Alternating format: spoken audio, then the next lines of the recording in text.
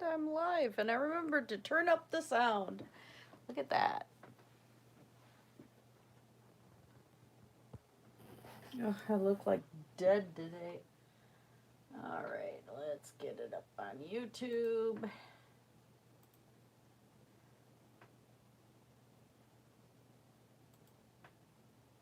sure I got sound. Yay! Okay.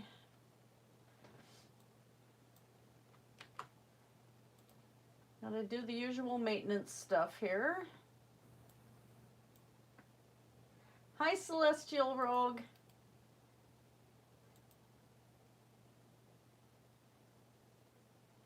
Kind of have an idea what I'm doing today, but not really sure yet. Not fully awake. I swear night shifts are getting harder and harder.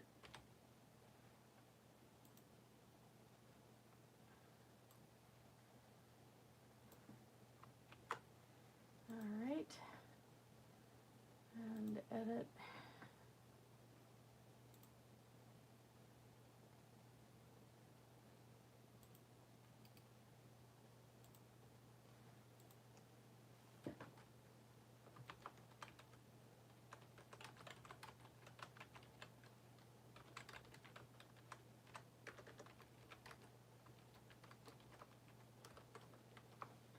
There we go.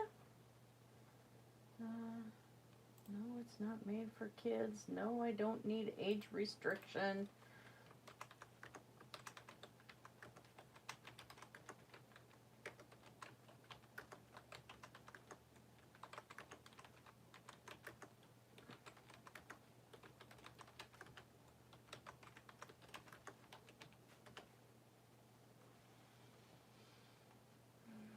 And playlist.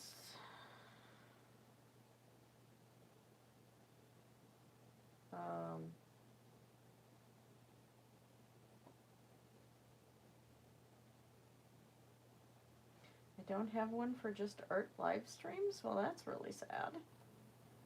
I'm going to have to create one.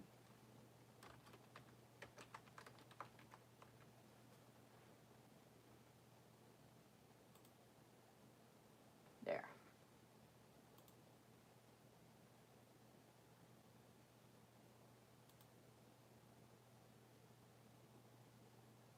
This is the part that just takes forever, is getting this whole thing done. All right. So.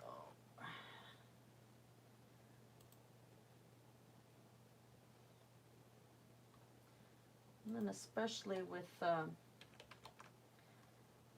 when you get into the video editor and then you can't just back out of it to get back to your video. It's kind of annoying. Your video. Kind of annoying. Hi, Sadie. Yeah, I'm back on. All right, I have one more spot I need to do this at. And that is Twitter.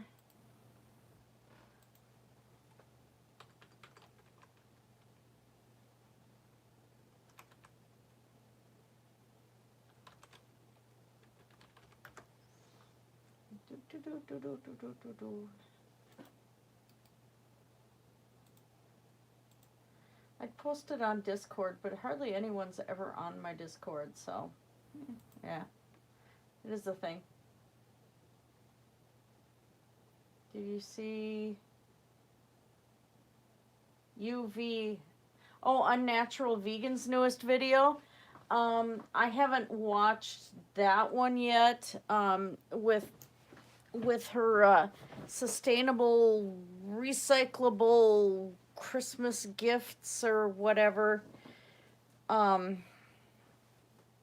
know she has circles of friends who are into the same lifestyle that she is, so that's probably who she's giving gifts to. But other than that, I haven't watched that one yet. I made a mistake of watching Bobby's Perspective review this vegan 20-something. Unnatural vegan?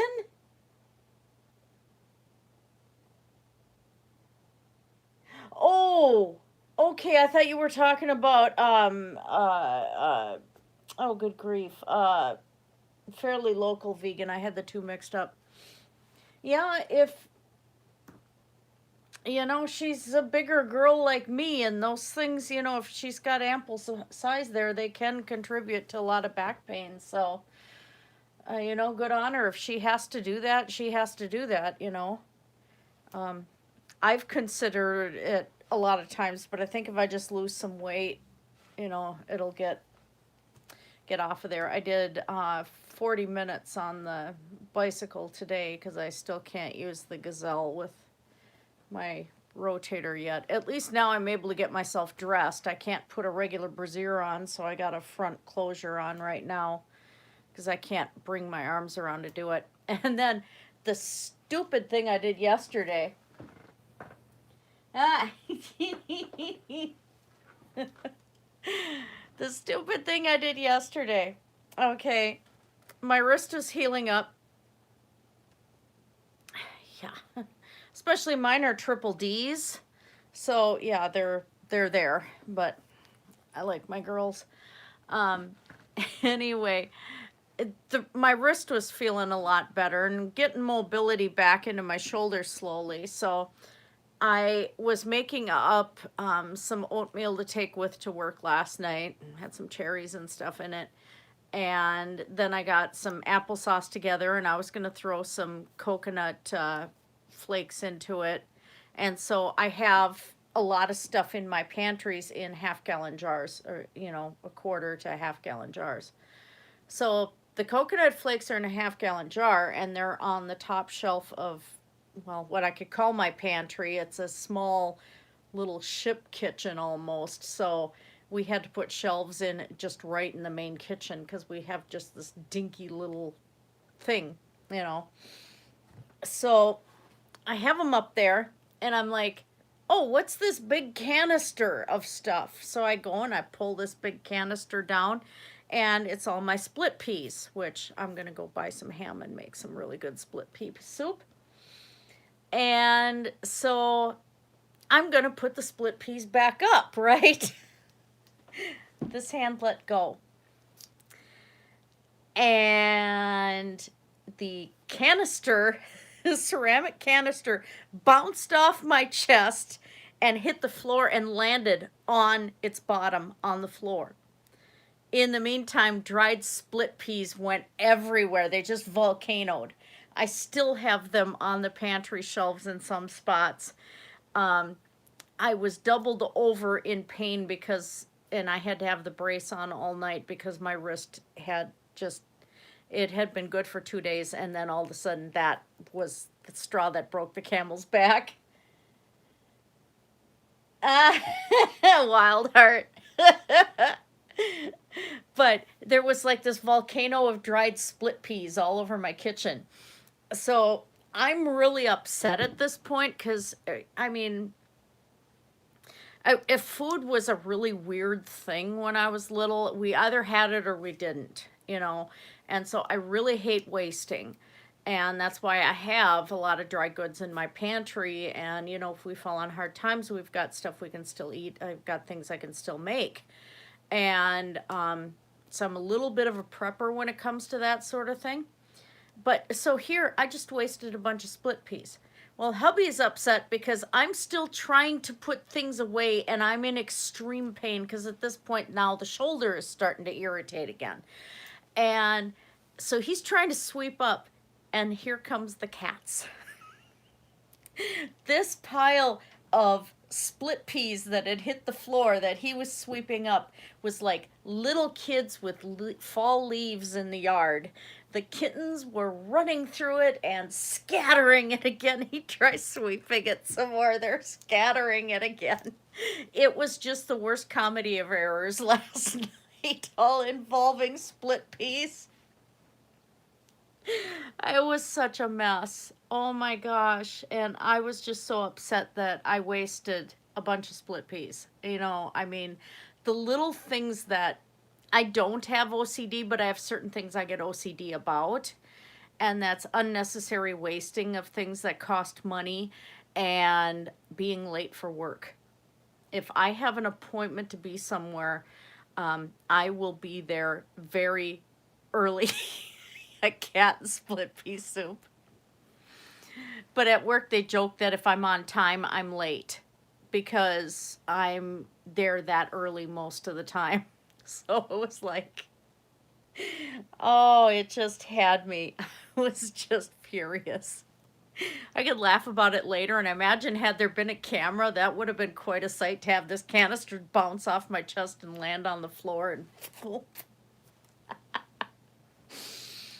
just crazy. Oh, I like peas.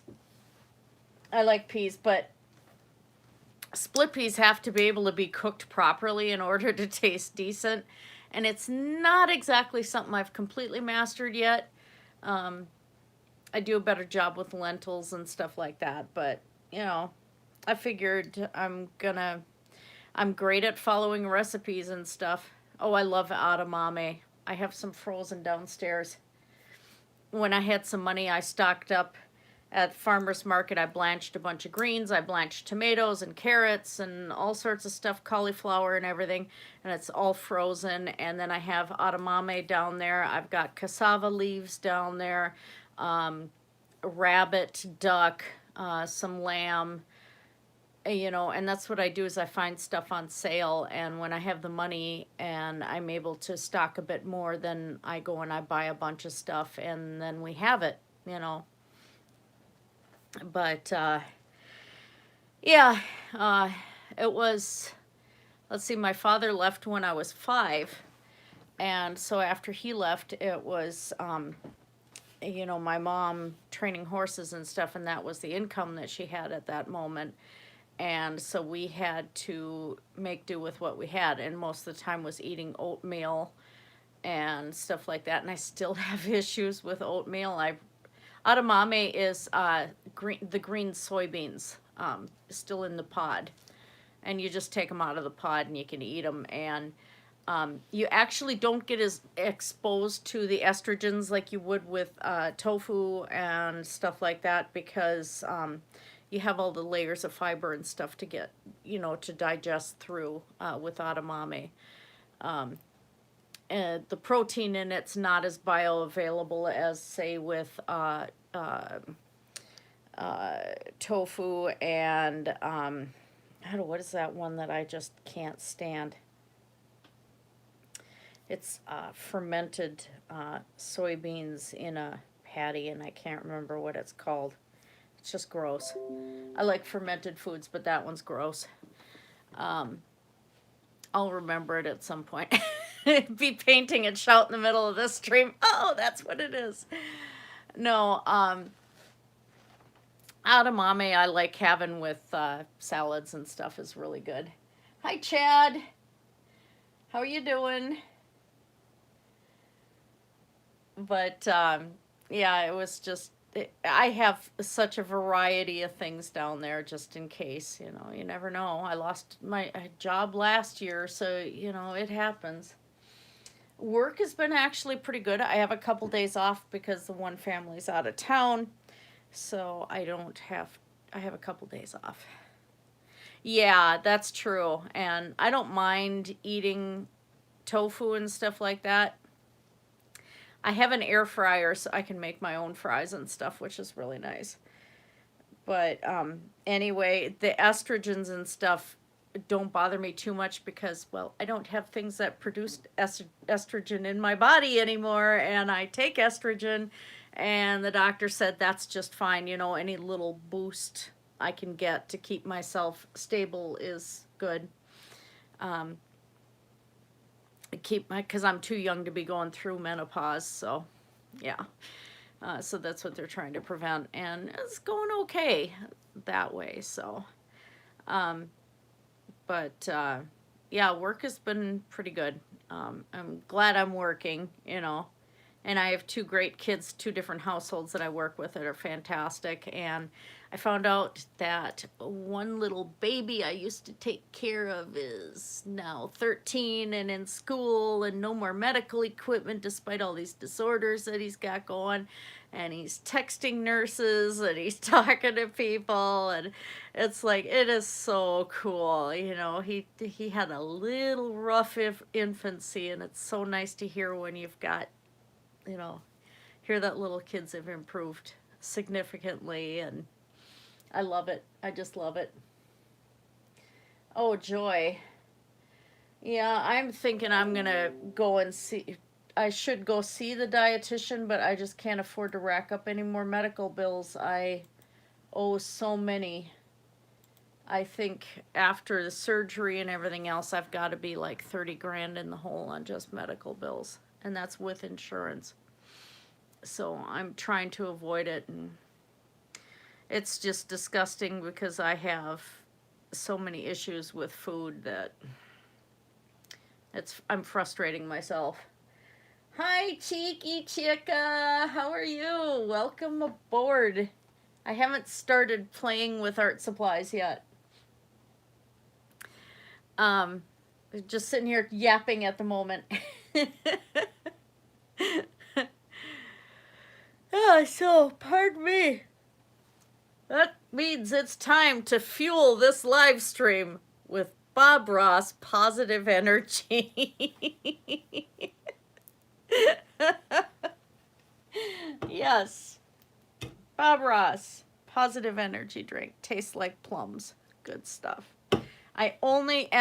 This is full sugar, so I only have this when I'm live streaming, but if I do more than one live stream a week, I'm going to have something else and not this, because I don't want to have more than one full sugar anything a week, because I don't want to screw myself up, you know.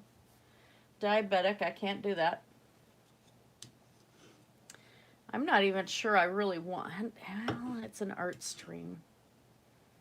Yeah, I'm not even thirsty for it right now, so we may not even open that.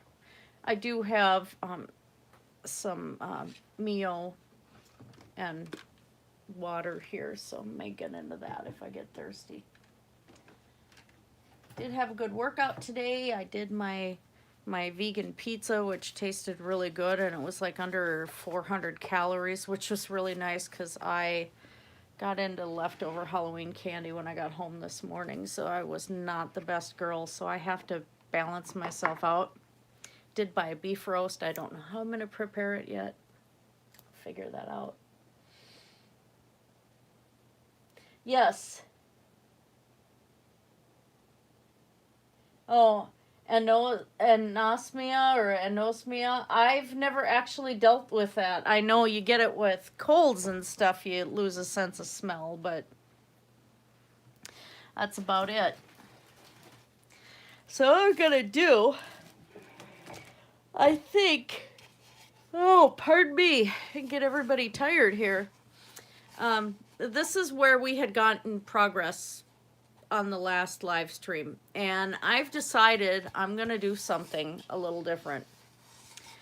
A lot of artists that play around with resin will do layers of resin, and then have a layer of resin and then paint a little bit, and then do another layer of resin and then paint some more and stuff, and kind of try to create a little more three-dimensional.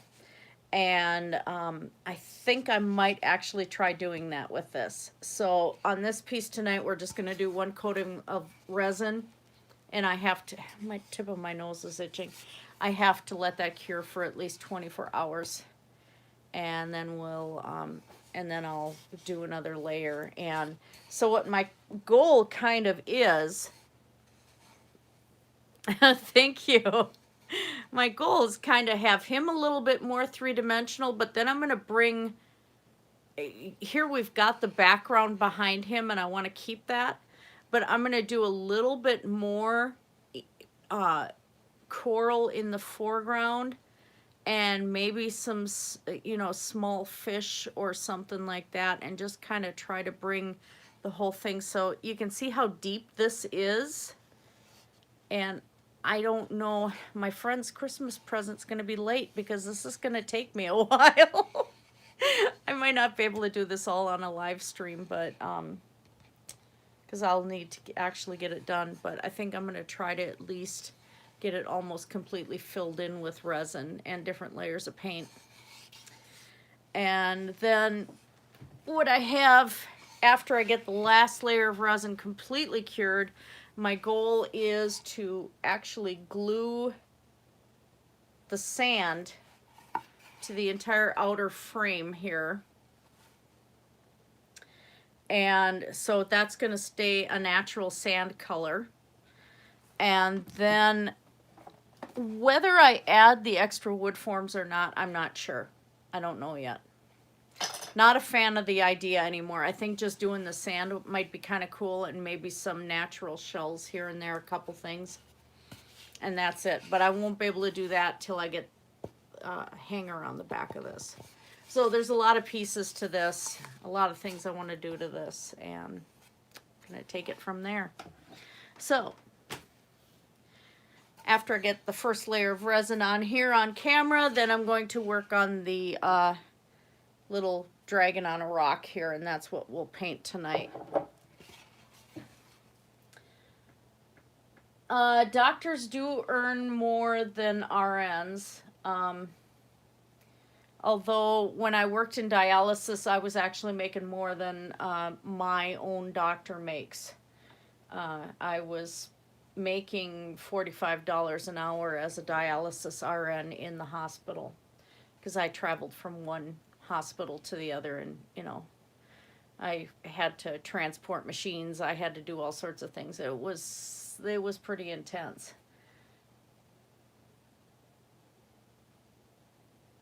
Yeah, it already does have some dimension to it, just the way it is. I love doing that kind of detail. Yeah. Oh my gosh, yes. And I saw a documentary on the painting of the Sistine Chapel. Holy cow, the amount of layers and layers and layers. And the one pope was beating him, or beating Michelangelo, if he didn't do things quick enough. So it's like the old masters, when they did this, just little thin layers of glazes, and then do another layer of the paint, and just get this glow and this realism to it. And that's the way Michelangelo did the Sistine Chapel ceiling too. He's up like this painting, and those figures are humongous. And the way he perfected the 3D and everything, I want to go see it. I want to see it so bad. I think that would be just incredible to walk beneath all of that. I can paint cactuses, yes. Mudbrooker, I love it. You get spines on your fingers. Hi, Mark. How are you doing? I'm going to be working on this, just adding a layer of resin to this, and then going to go on to another project to paint a dragon. So the resin I've got, well, nitrile gloves, important, especially with hands in my condition. They're bad. I have art resin. I bought this a while back, and there's one lady on YouTube that actually coats the rocks that she paints on with the art resin, and then lets it cure and does it both sides, and then she paints on the rock, and then she does those layers of resin on the rocks. And what it'll do is preserve the natural rock color, but fill in the pores enough to be able to get a nice smooth painting surface. So that's why I bought this. But this is actually my first time painting with playing with a resin that I have to mix. I have UV resin, and I have a nail dryer and stuff for doing jewelry, but I want to expand more into doing this type of resin too, so we'll see. I even want to make those orgone generators, those pyramids, and not because, orgone's BS, but some of those things look really cool. Between the metal work inside. Some people get really, really intricate, and they just look really cool. And it's like, I want to make one just for fun, you know. I will come and check out, hi Blue, I will come and check out your channel right now. Just a second. Mark side bottoms. So let's hit the right button, shall we? Go to channel. Can I do that without messing up mine?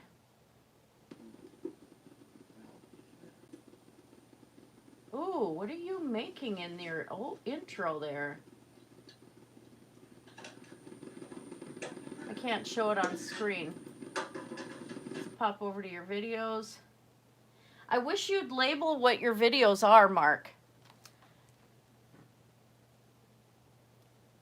But clearly art. All right. I'm subbed. And let's do Mark a favor. Since I can do this. There you go, Mark. Got your channel in the live chat. We're going to have to check that out later. All right. So this is a 2-part bugger. And now they have it where you take a little heater or a hairdryer or something and you pop the air bubbles that will form as they come to the surface after mixing and pouring. And this stuff will pour and level itself out. It finds its own level. Okay, Blue can slap me later. But in this case, I kind of want the air bubbles because I want that. You get air bubbles underwater. So I want that feeling there. So we'll see how many. I might have to take a toothpick and something. Have I got a good pair of tweezers? I might have to take these tweezers and pop them. Yeah, because that's not a toothpick. Hi, Julie. Oh, sorry, Sadie. I don't know yet. Thursdays, I usually work Thursday night shift. But I have the night off before, so if we go to family dinner, I'll be able to go this year because I just can't have any alcohol because I'll have to work that night. Oh, ours is around November 25th, depending on what that Thursday falls on. Mixing cups, I got a bunch of them on Amazon, and sometimes I get stuff from Wish too for resin. Wish has really good stuff for resin, surprisingly. To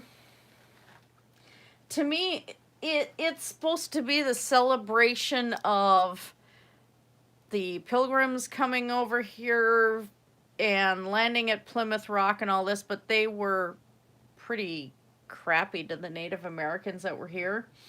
So, to me, it's more a harvest festival preparing for winter type thing. You know, winter's moving in.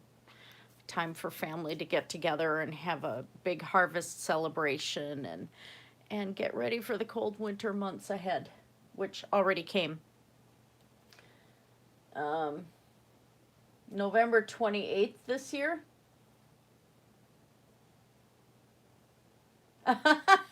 Yeah. All right. So I'm going to do the camera quake thing. We're going to move the phone. Yes, I'm filming this live stream on my phone. So we're going to move Mr. Turtle out of the way for a minute. And I'm trying to think of how much I'm actually going to need. I don't think I should need more than 2 ounces, really, because I want this to be kind of a thin layer. So directions. Oh, no, my piece is quite level, thank you.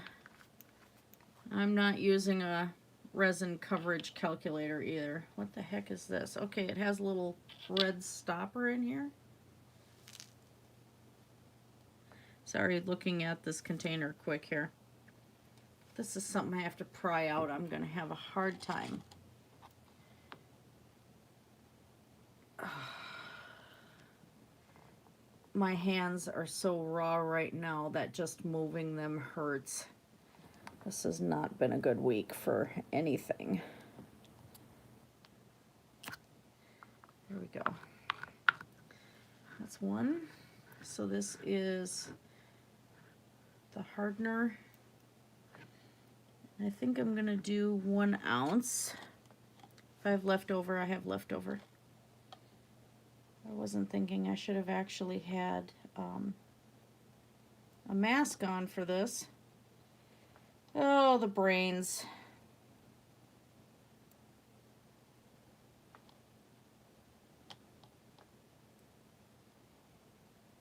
Shoot, I'm supposed to do this precise measurement, and 1 ounce might be a bit much. A little bit more. I'm going to end up wasting some resin. Crapola.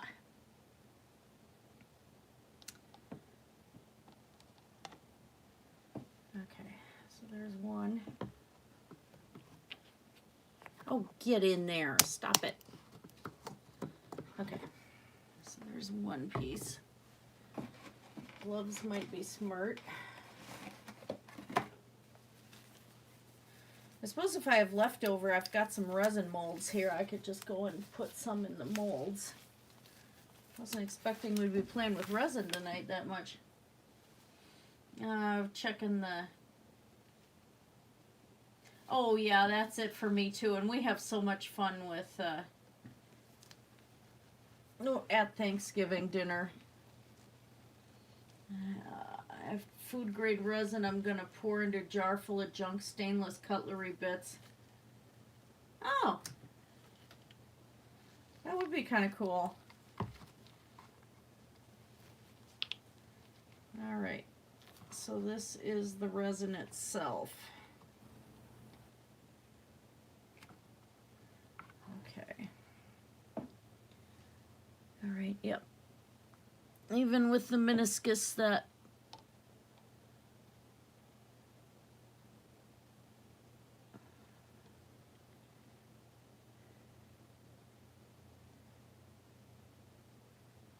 for those who don't know, the meniscus is when you look at a syringe or any container with liquid in it,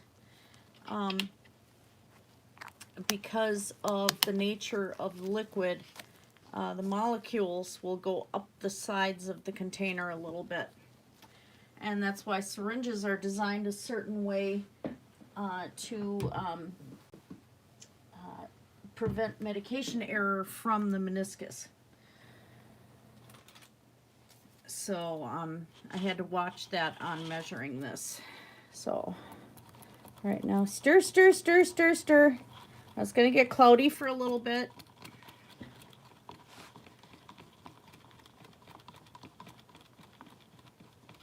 Oh, wow. 80 fires, yikes.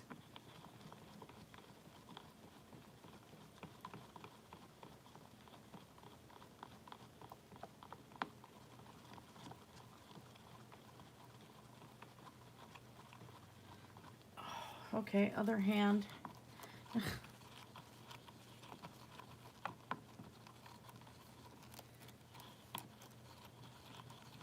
I am ambidextrous to a point. I can write with both hands. I had to train myself to do it.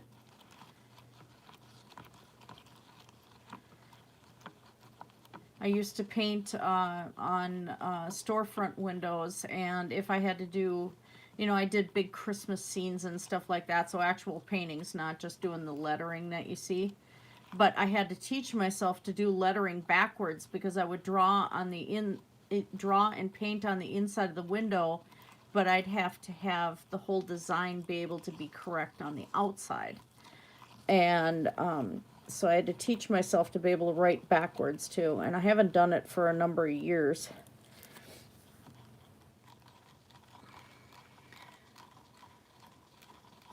But it kind of also helped trigger ambidexterity to a point too, because I had to, my brain, I had to think a little opposite of what you normally would.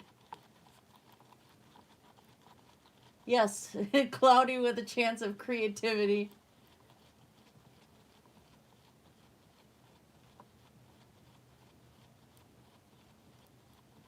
Oh, neat.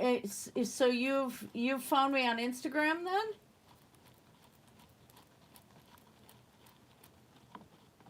Mark?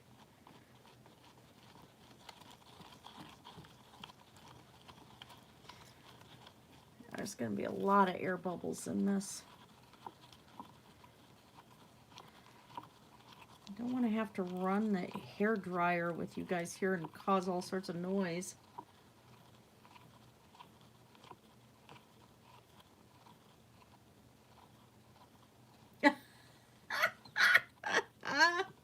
I love it, Wildheart. That's great. That's funny.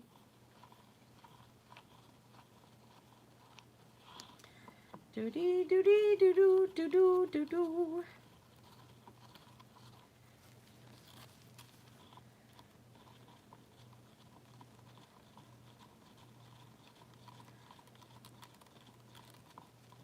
I'm going to be so upset if I screwed this whole thing up and have to start the whole project over. I'd be really upset.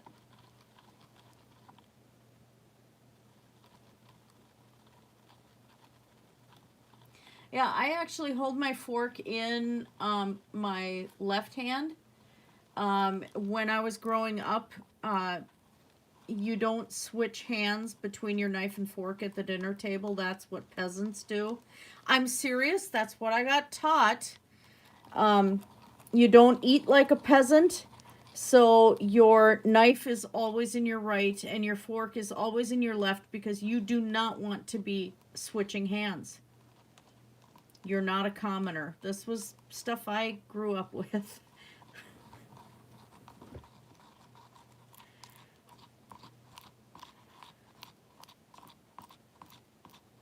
So, I had to learn that too. And then with Western riding, you know, in English riding, you have both hands on the reins. In Western riding, you have only your left hand controlling the reins. So it ended up with me being confused between right and left. Because, you know, on horseback, I'm controlling everything with the left hand if I'm not doing the weight shifting and stuff like that. And, then I'm leading the horse on where the horse is on my right, and the dog would be on my left. And we'd train the dogs to control either right or left, because we'd have them for helping with herding the horses and herding the foals and stuff, so that they'd stay with their mothers as they go from the barn to the pasture and vice versa. So right and left, I still have trouble with right and left to this day. I have to visualize when I'm talking about a sore being on somebody or something. I have to visualize where it is.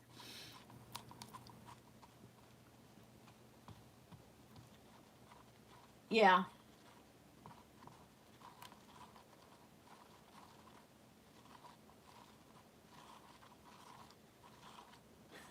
Mudbrooker. I can read upside down too, yeah. Oh, yeah, I never did carriage. For me, it was, barrel racing and some other Western riding events. My mom would do reining. So, like, my one show horse was a reining horse, and he was like 18 and he'd still be out in the pasture running reining patterns and just doing it for enjoyment, his tail straight up in the air, and he would deliberately back himself up, which a backing up is not natural to a horse.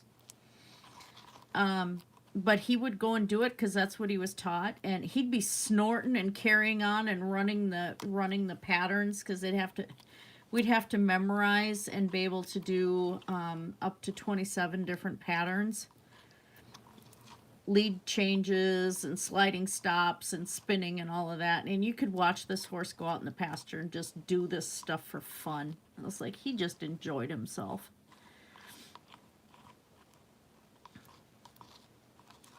And then if any kids accidentally lost like soccer balls or basketballs in the horse pasture. Then he'd play with them and destroy them too. He was a bit of a naughty horse. And in the winter, what an absolute tease. He'd go and I had a winter hat with a knitted cap with a ball on top, you know. He'd go and grab that ball, pull the hat off my head, take off to the other end of the pasture with it, deposit it there, and then come back. And I would have to go all the way to the other end of the pasture, go get my hat, and then come back. And then he'd repeat the process. So the horse taught me to play fetch.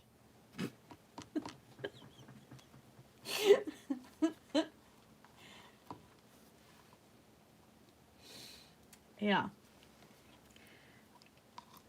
You know, and some of these people from like PETA and stuff try to say that these animals are slaves. No, that horse had me playing fetch. He knew exactly who was in control of the situation there, and it wasn't me. My mom would get so mad that I would just let him do it. And it's like, okay, this horse is almost 16 hands. And at the time I was like 4'8". It's like, there's no way I'm stopping him from doing this. And that was his favorite game, I'll tell you. But a lot of neighborhood kids cried when they lost their play balls. They learned very quickly not to play ball near the pastures, because he would find that ball and it would be his, and that's it. It's gone. Oh yeah, horse soccer is so fun. This art resin, I have 45 minutes. And I'm sure 3 minutes is long since passed here. 45 minutes to play with it. And then it's got, it'll be hardened 24 hours and preferably cured in 72. So my goal is to let it completely cure and then paint the next layer on it. And it looks like I made just enough. Fantastic. I thought 2 ounces was going to be too much.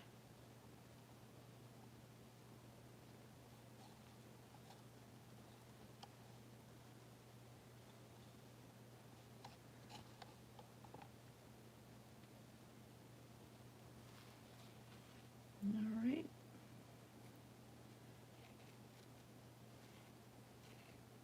It's supposed to spread on its own, but it's not spreading too much here. And like I said, I don't mind the air bubbles. I actually kind of want them in this piece a little bit.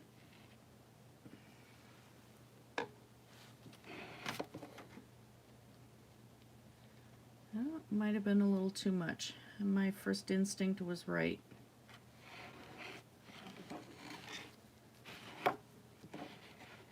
Oh crap, I just spilled it all over the rest of the wood. I'll have to wipe that off.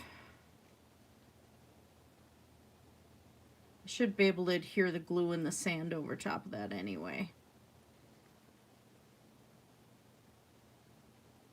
This is my first time using regular resin.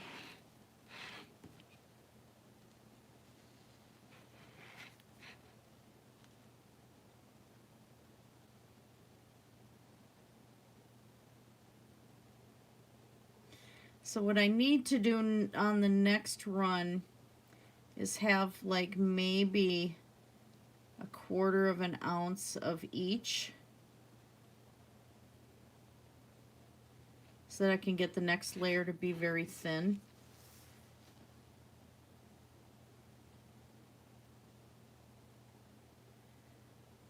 Make sure I get it all covered.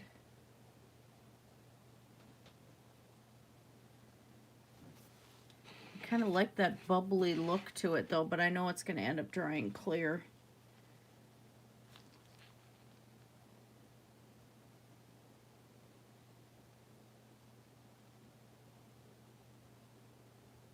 I thought about this today, and it's like, I really want to do something completely different that I've never done before. And it's either I can screw this up so bad that I'll have to redo it, In which case I'll be painting on something else because I'm not paying $15 for another one of these boards.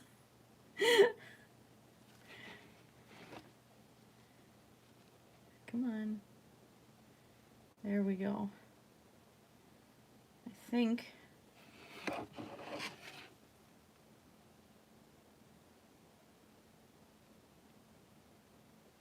All right.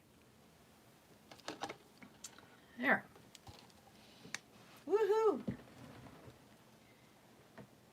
I think the air bubbles are gonna add a nice dimension to it. Yeah. I really like the idea of them in here. Now I had paper towels somewhere. Where is it?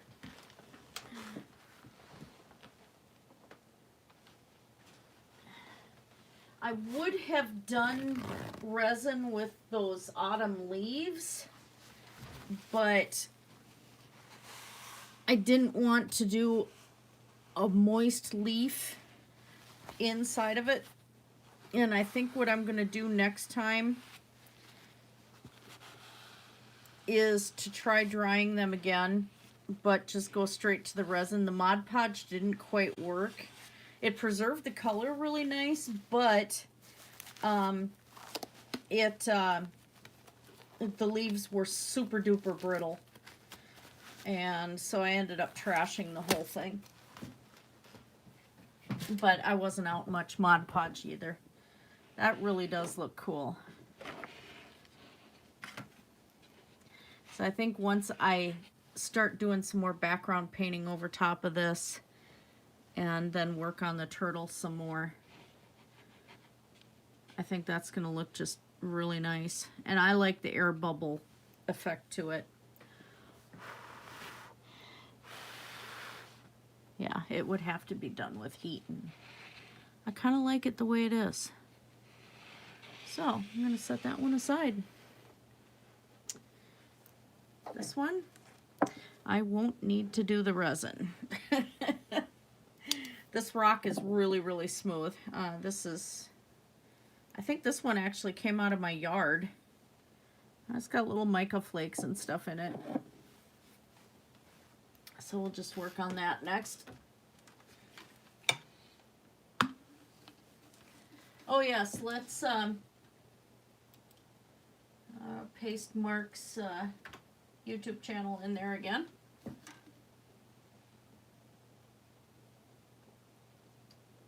Sorry, getting a drink here.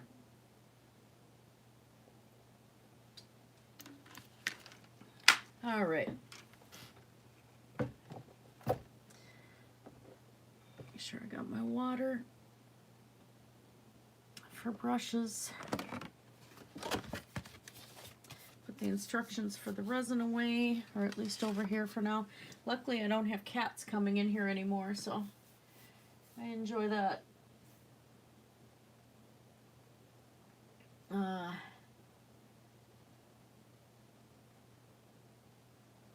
Country girls scrapping the Jersey crafter. I don't get it. All right. So how exactly do I want to go with this little guy? I think I'm just going to outline him first in a little black so I can figure out what I'm doing. Well, there's red in the stone, so maybe I should do this dragon as red. Not going to outline him in black. Let's start out with the outline with a pale brown, so at least so I can see what I'm working with.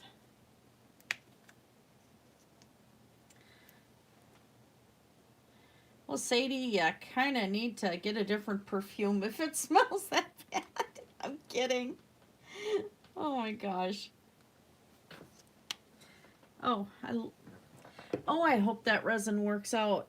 That's gonna be just really nice. All right, that's my abused brush. That's not the brush I want.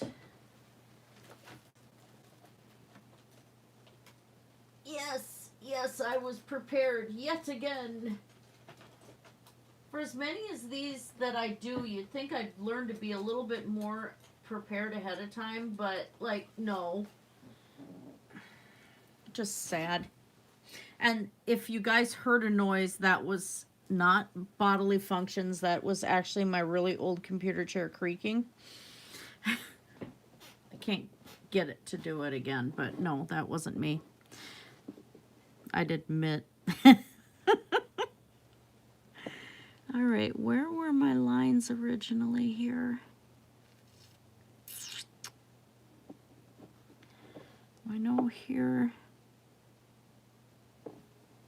Yeah. On camera. Good.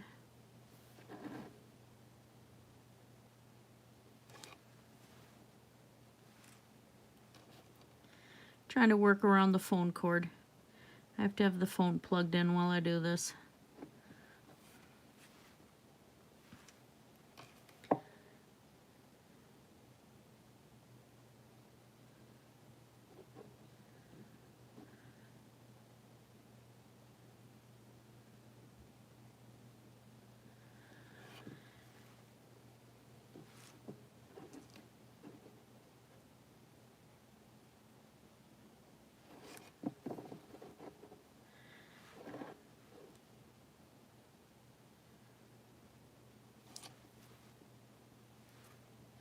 I wish I had an actual working web type cam or something with a viewfinder in it, so I could look through the viewfinder and at the rock at the same time, because right now I'm behind my phone painting on this. And it would be kind of cool to be able to use the viewfinder as kind of a magnifying glass type thing. Be really decent. Let's see, I almost... The thoughts that are going through my head right now. What do I want to do with this little guy?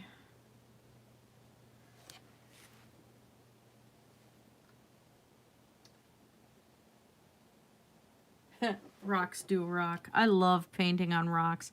I love painting on wood too, and one of my favorite surfaces to paint on is people. Even acrylic paint, if I do a piece on myself, I should do that one of these days. Just do an acrylic painting on my own skin. That'd be kind of fun. I haven't done that in a while.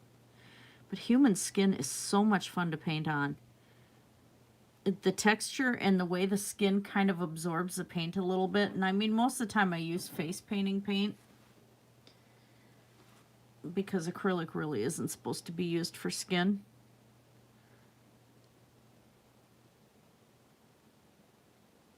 But it's fun. I love doing it.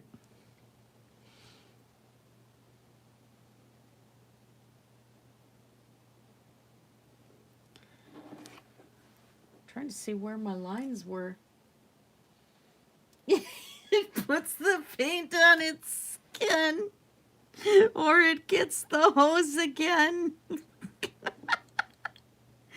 Oh my gosh. I found out that was not exactly the best thing for a first date movie.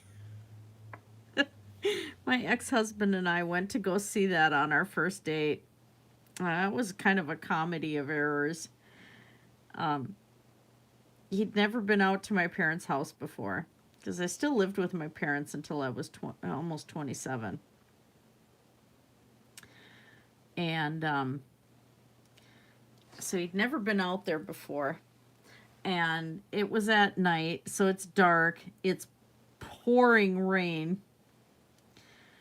And he came up to the door. My sister goes to the door. She's 8 years younger than me.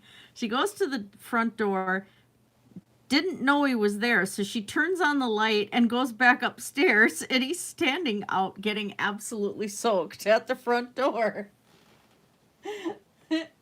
And no, I haven't, Mudbrooker. I haven't heard that one. So anyway, he finally decides to knock, and he's soaked to the gills. And he's like, I saw somebody come to the door. I thought they'd seen me. And my sister's like laughing at this point. So sometimes I wonder if she didn't deliberately do that. But so we go to the movie theater. We get lost on the way to the movie theater, but we still managed to get there right after the credits had finished. We go to see Silence of the Lambs. Great movie, absolutely great movie, but boy, that is a creepy movie to watch on a first date. And at the whole end of that thing, he tries to give me a first kiss outside at the door, you know, being the whole romantic thing. And he misjudged my lack of height and kissed the bridge of my nose. Still out in the absolutely pouring rain. It never stopped raining that night. All right, where am I going with this? I don't like these original lines I did. In part because I should have filled them in at the time.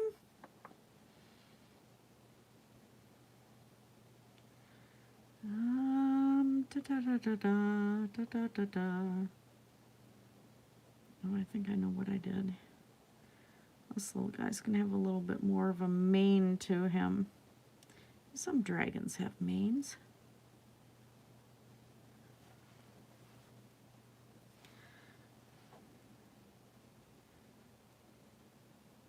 Guess I'm redrawing some of it with the paint.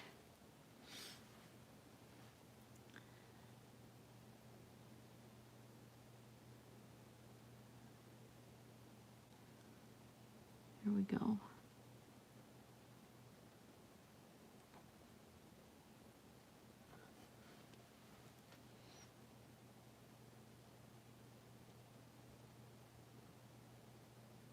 I will have to look up that song.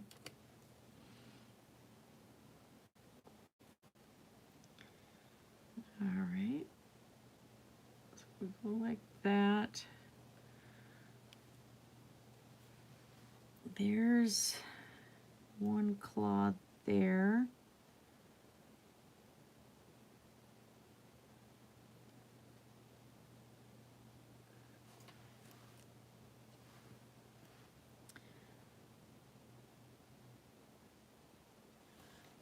Make sure I'm still on camera. Yep.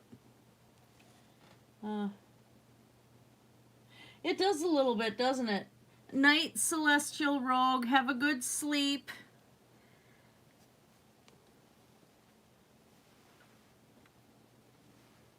All right.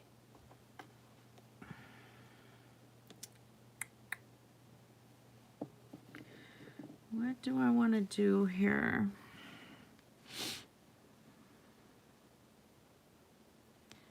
Let's do claws here.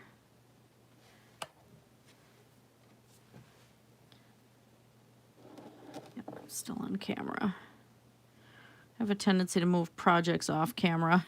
Kind of a pain. All right. So we have the double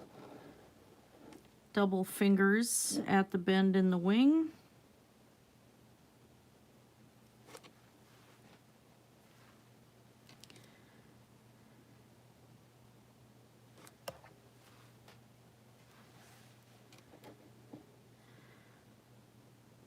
And we'll do a shoulder right here. And like that. Okay.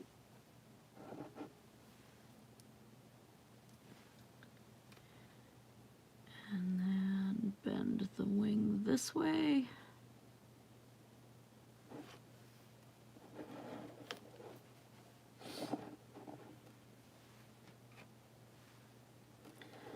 And this was the tail coming around this way, right in the groove of the rock.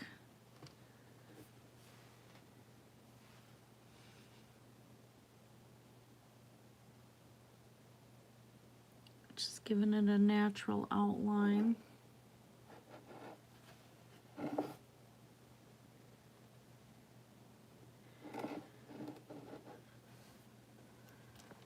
See, so his body's kind of going that direction. Yeah, and then I might put some eggs or something in the middle there.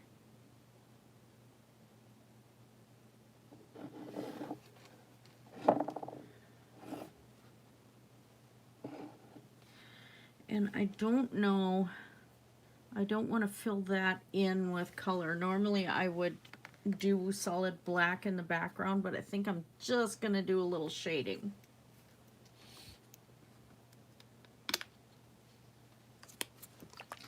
Let's get the black out.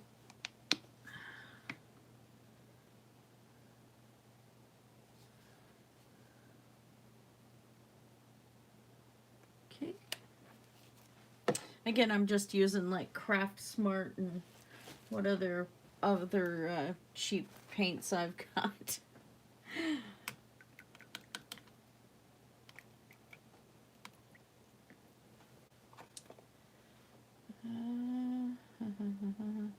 I might give me too much paint coverage. Let's see this brush.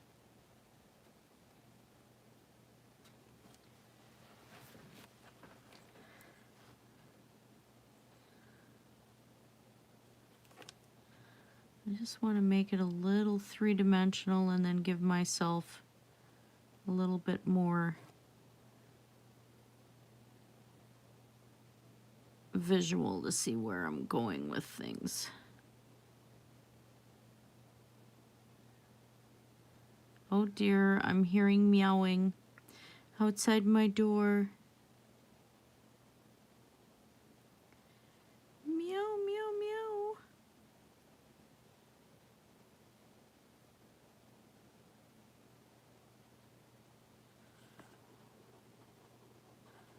Fingers. There we go. That's what I want. Just enough to kind of blend it a little bit into the rock.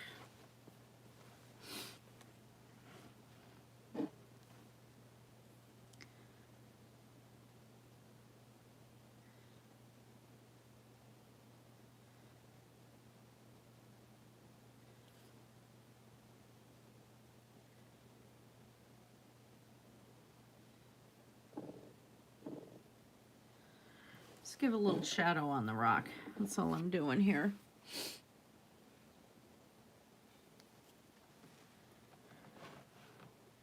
Ah, it can't be that boring, Sadie. You just have a lull in the activity is the way I look at it.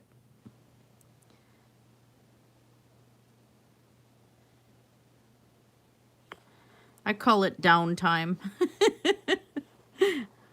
If you look at it more as a downtime in your life, as far as, you know, you're not running yourself ragged, that sort of thing. It's time that you can just take a breather and kind of center yourself and get yourself a little orientated to the world around you. And so I never look at it as boredom, but then I'm always doing stuff too. I was never allowed to sit still and, you know, like watch TV or something and not have projects that I had to work on. I was not allowed to just have downtime. Yeah, I had to be doing something. And that was the house rule, because I was raised with the idea that idle hands like to get into trouble. I always seemed to get into more trouble than I actually was causing, but, you know, hey.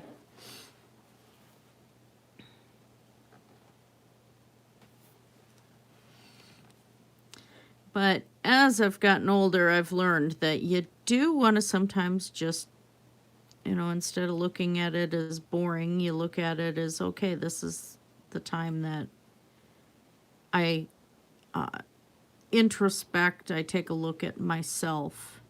Sometimes you end up taking a look at the darker recesses of your psyche and stuff too at the same time.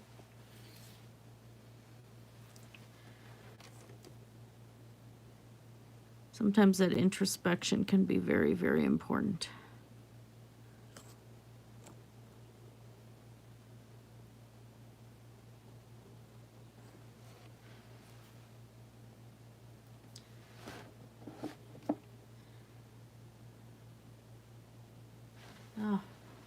Forgot about the screensaver. My computer, I've tried to disable that screensaver. This is on my old system, my old gaming systems in here in my art room. And still couldn't get it to not kick to the screensaver. Really annoying.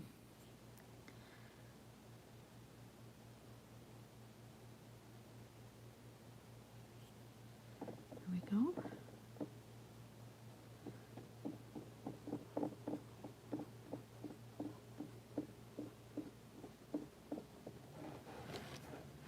Okay, oh, I'm liking that. I am really liking that. That shading is just enough.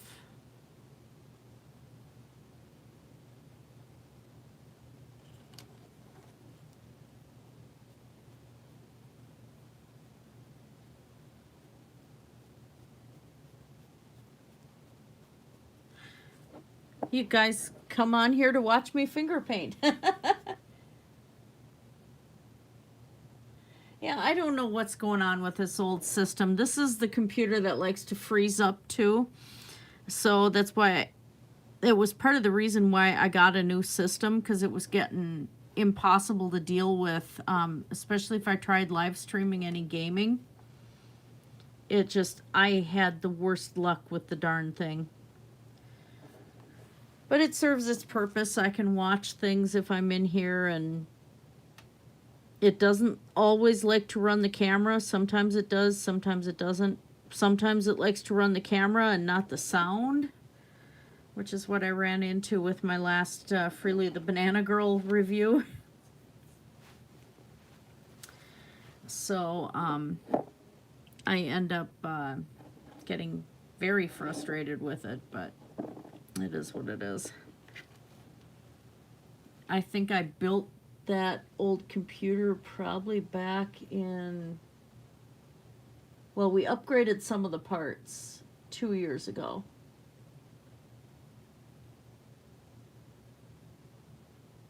It's the computer that my cat fell in. Some of the parts have been confiscated from another system. So yeah, it's had its problems. Electronic senility. Freely's not overweight. She's, if you look at her shoulders and stuff, that woman's way underweight. That's the thing. She's masking her eating disorder with her thing about high carbing up and all of that.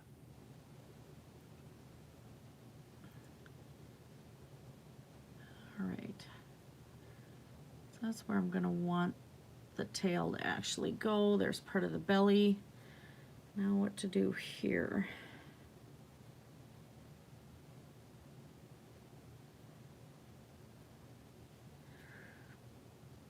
He's not sleeping along the rock. He's kind of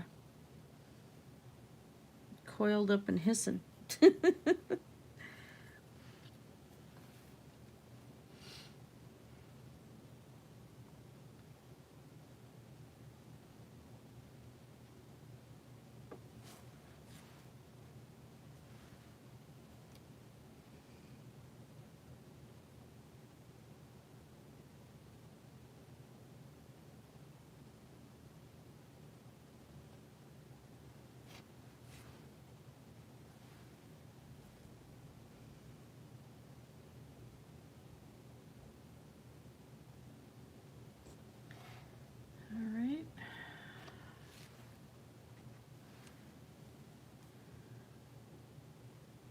I usually don't go all the way under, so there's still a spot for me to sign on underneath, and any personal messages, sometimes people have me write stuff on the bottoms and stuff.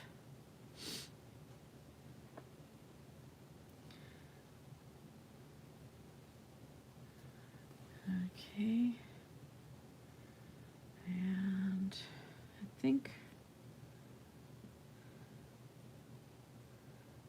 give him another hint of a foreleg in the back there.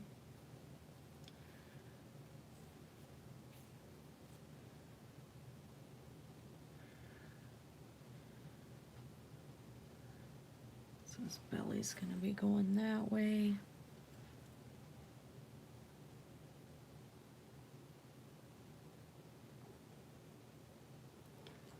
Wing edging over this way.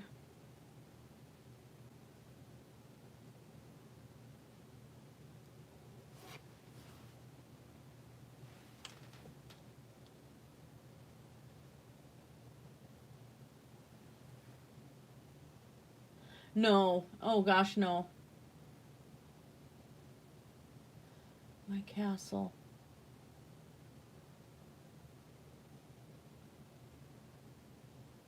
Oh gosh, my brain is farting bad.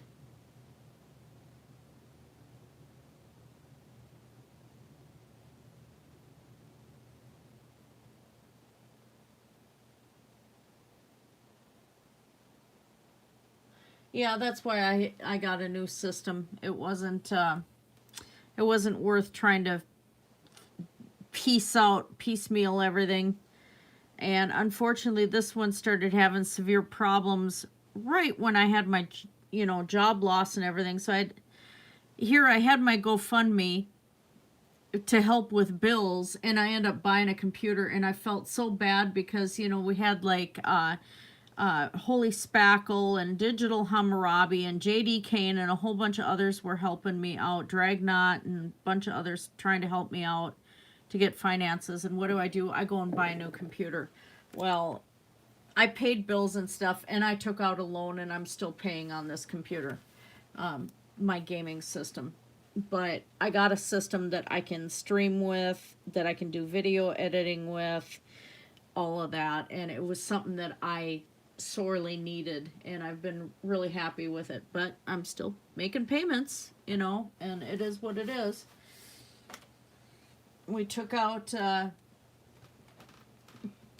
still ended up having to take out loans to pay bills, and so I'm paying all that back now, but Digital Hammurabi, my next payday's in 2 weeks. I'm going to be getting the professional scan finally of the Dragon of Marduk, and get a print made of that. And then Dr. Bowen and Megan will be getting a copy of the digital file. We're keeping the digital file too because hubby wants a print of the painting. And the print that we make, it's going to cost us about $150 and probably closer to $200 to get the print and the painting scanned professionally. And then what we're doing is we're sending the print and the original painting to Josh and Megan. So the print will be auctioned off for their HAPS project for that scholarship fund that they've got going. And the painting they're keeping as a thank you for helping me out, because they hadn't even heard of hubby and I from, knowing us from Adam. And they just stepped up out of the blue to help us out. And it's like, dang, I didn't even know who they were, and so it's like I had to kind of return the favor. And I wish I could do something for JD Kane, but I don't know what. Although he got roasted really good over it. It was fun.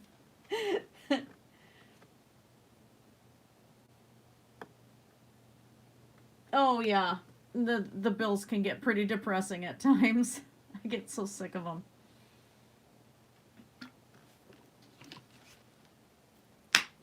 And I've been behind with the IRS for a while over the years. So, got those bills, and then the medical bills, and it's just too many bills. Yay, adulthood. All right. So, what do we want to do with you, little dragon?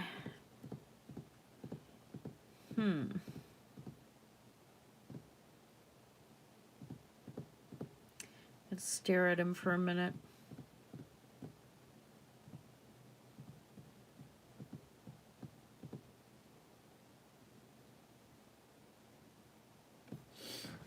Okay. So I think I'm going to do a heritage brick. I'm gonna go with the red. I'll go with a little bit more of that brown, yellow.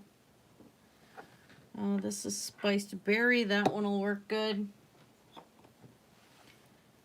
I got persimmon, kind of an orange color. A little bit of white, a little bit of black.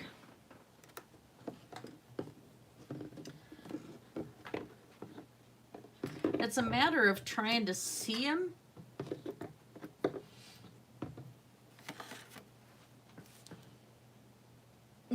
Oh, yeah.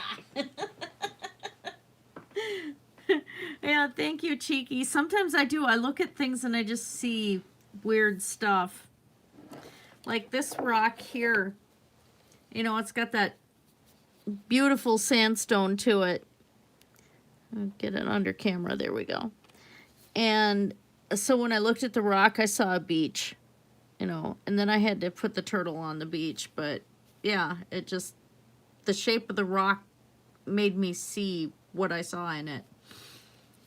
And pardon me. I'm waiting for this rock to talk to me yet. It's just a plain brown rock. But someday he won't be plain.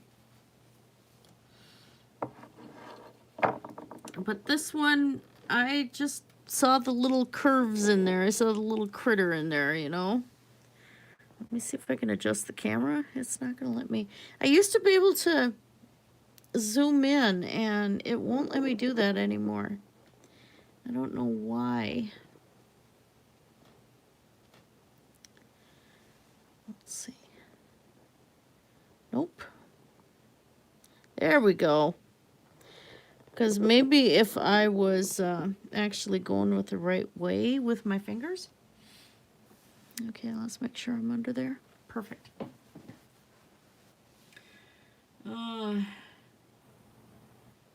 Glad that we don't pay for a lot of our medical. Hubby's having an echocardiogram on Monday. Oh, yeah, no kidding. I don't want to grow up anymore. Oh, gosh, I'm more tired than I thought I was.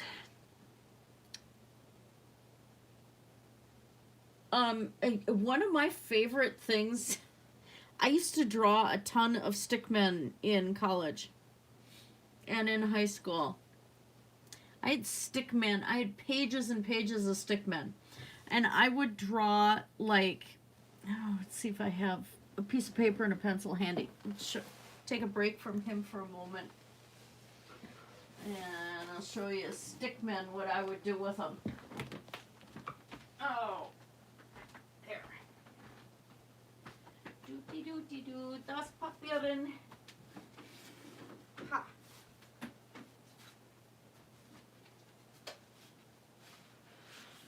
Let's go with that one. That'll get under camera a little better.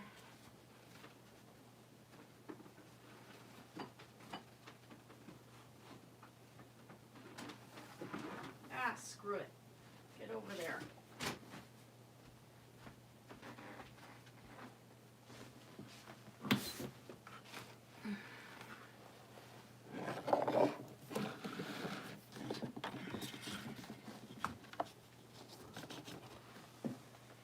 This is one of my favorite projects, and it would just go and let me be absolutely creative and make up stories and just have some fun.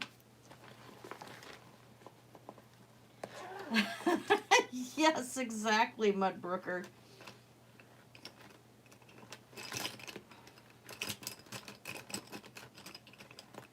Well, let's just go with the blue Sharpie.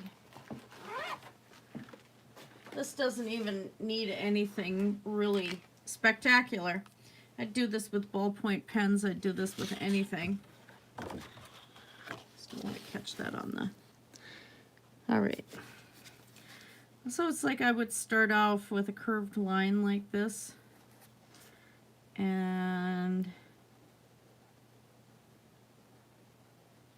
I'm gonna go like that. And then I would start doing lines down just to kind of make it look like a cliff a little bit. In my head, that's what it looks like. And then just do extra lines to add details. And I really don't know where I came up with half of this stuff. This was before some of these drawing programs that were on PBS and stuff, like the one guy that does the aliens and all the pipes and curves and everything, you know. So this was way before his time. God, I feel old. So you just do something that makes it remotely look like a hole in the ground, you know. And you could do like really quick fake trees. And trees, all you need to do is just draw squiggly lines, you know, and then do your fake leaves here. Squiggle around. So there's a tree. Okay. Well, we've got this big problem here. We got this little stick man running. He doesn't see the cliff. He's absolutely having a terrible time trying to run away from this thing that's chasing him. So all he's doing is yelling, "Help me." And then there's no rhyme or reason to any of this. You could easily just come up with a terrible monster by doing things like this. It would make no sense whatsoever. This big squiggly thing, do some big eyeballs in it, scary big teeth, and it's running after him. So you got to do the lines to make it look like it's running. Shade in those teeth a little bit more. But then the problem is you've got a bunch of people trying to catch this, to stop this horrible monster over here. So they're firing little bows at this thing. And that's all you need to do. And then just do a little point, you know, there's your bow.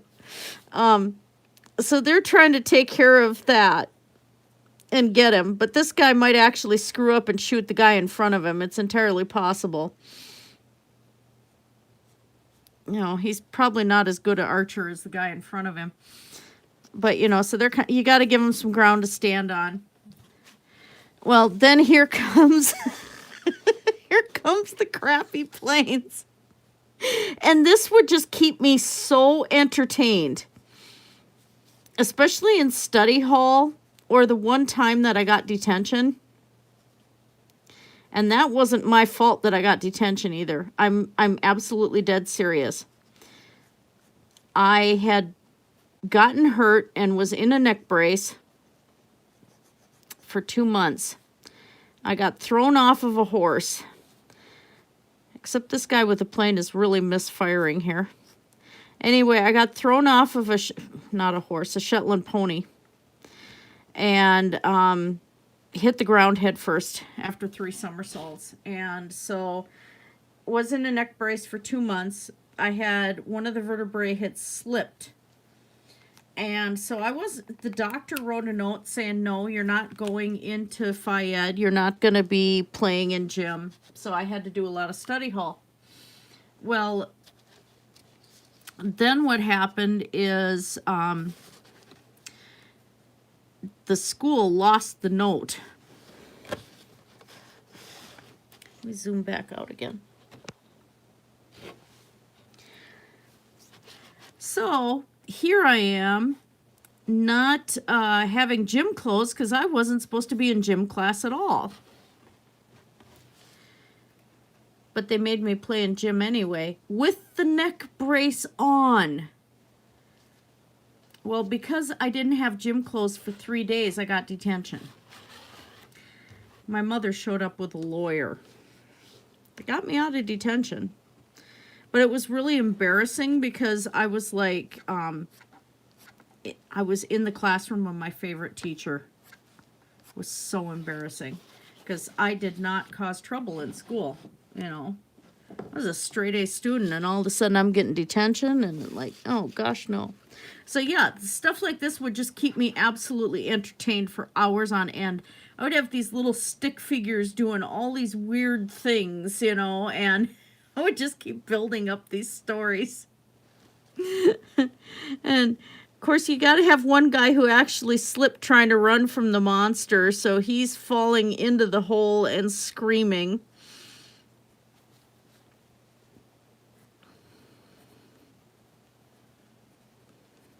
You know, just add random words and little stick figures running around. Night Wild Heart.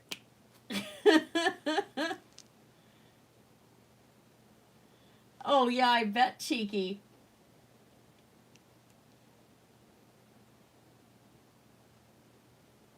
Well, they're stick figures. You play with stick figures and squiggles. But yeah, that would just go and keep me so happy and so entertained. But yeah, I spent a lot of extra hours in study hall. So finally they let me get out of study hall and go into either the computer classroom and do stuff there. Or I could go to the art room and do art projects with, because my parents wouldn't let me stay in art. And they wouldn't let me stay in choir either. So I would still go to the art room and do independent study. You know, so I had the same teacher for 8 years because of that. Ouch. There. Pulled my hair. Alright, so this little guy's had some time to dry. I gotta remember not to move him.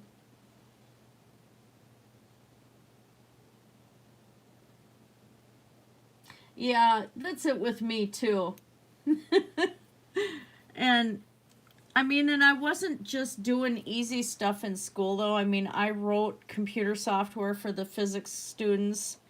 I had to, one of my projects writing in Pascal on the Apple II was to create trajectory software and do the programming where they could calculate out different arcs and all of this stuff for the physics program that we had for advanced physics in the high school. And the teacher we had was actually a professor at the University of Minnesota, and he taught at this school at my high school because he wanted to. So I'd be in there too, but a lot of times also I was gaming. You could game on an Apple IIe, believe it or not.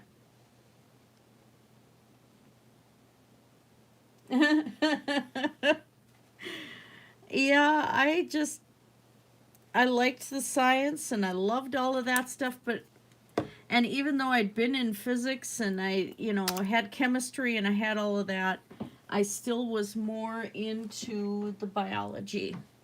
So once I got, you know, I started with my computer science degree at my college, and they had us taking chemistry. We had to take more physics. I had 3 years of college calculus. I had to have assembly language.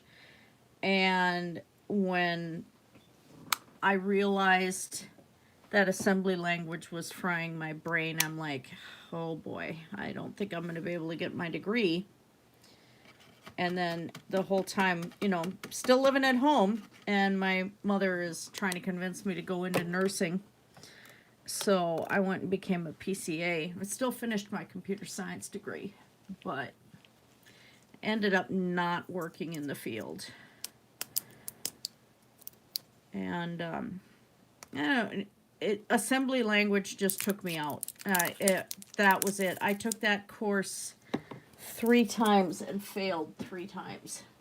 And this is after, you know, 3 years of college calculus in high school, physics in high school. And I think part of the problem is that in college I was taking the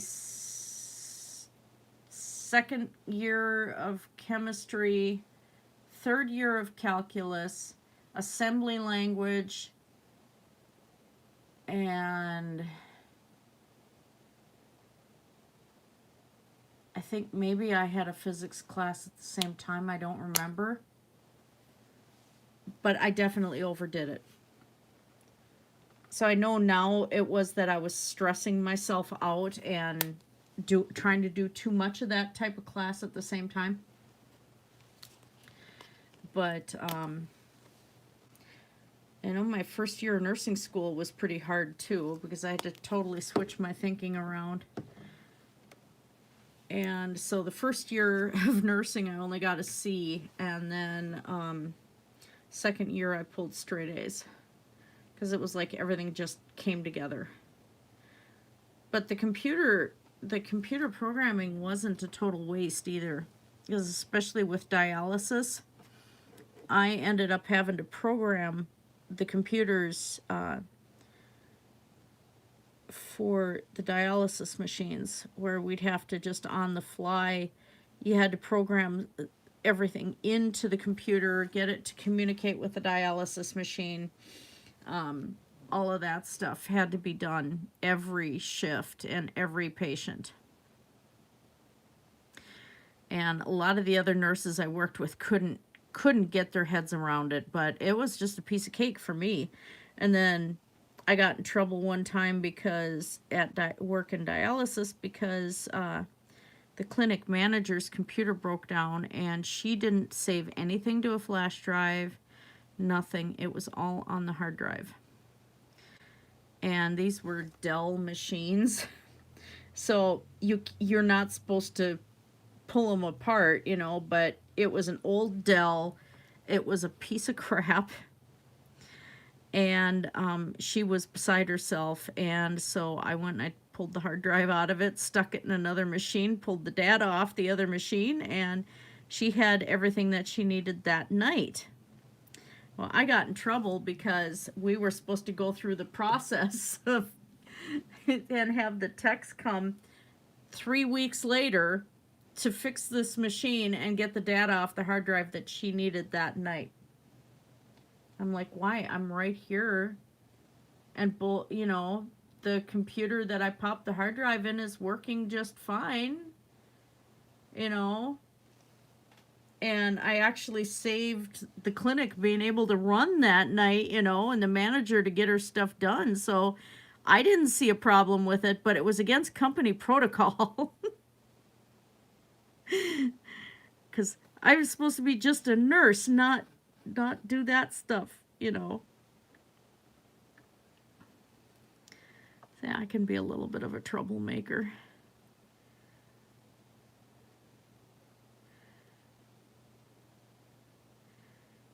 And now I can program a ventilator with ease and stuff, and sometimes I have to. It depends on what the situation is.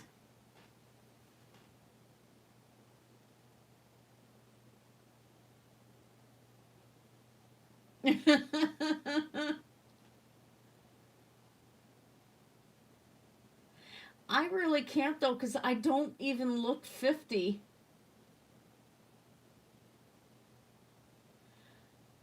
Oh, you know, Mudbrooker, my favorite one was Load Runner. Oh my gosh, I loved Load Runner so much. That was my best one. That and the Ultima series. Because my high school computer class, we actually got to write letters and got letters back from Lord British, who created Ultima. And so we spent a lot of time gaming. We also spent a lot of time hacking into each other's computers and hacking into each other's software that we wrote. And my teacher encouraged it, because he thought that we would be better programmers if we learned to do that. So, and it all started because one kid went and left a used condom on my desk before I came into the classroom. And I found out who did it, and I got really pissed. So I got a hold of his floppy disk, and I wrote a glitch in his program that started making it play It's a Small, Small World. And it wouldn't stop. And the teacher thought that was funny. But they knew that was my signature to it, to do the MIDI It's a Small, Small World, because the one day my computer was the one, we had a network of Apple IIe's, and mine was one of the two machines, the teacher's machine and mine had control of the network. So I got in and I went and had it that once I was able to get in the classroom and the teacher came in and everything, and I hit one switch on my machine and, or, you know, hit one key and ended up with every single computer in the classroom playing It's a Small, Small World. So when the teacher heard this kid's computer start playing this all by itself, the teacher knew it was me that did it, but when he, you know, realized why, he's like, okay, that's it. We're taking this a step further. So he was pretty cool about it, but we were not allowed to let the head of the school know anything that was going on in that computer classroom, because the teacher would have gotten in trouble too, that he was teaching us to hack. It was fun. We had a lot of fun back in the day. That was one of those places that I really got to have a break. You know, people weren't beating me up and stuff like that. I got beat up a lot.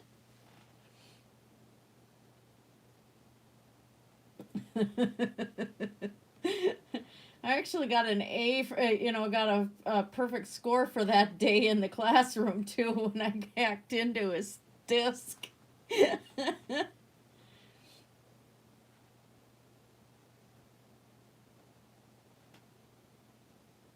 Oh, yeah.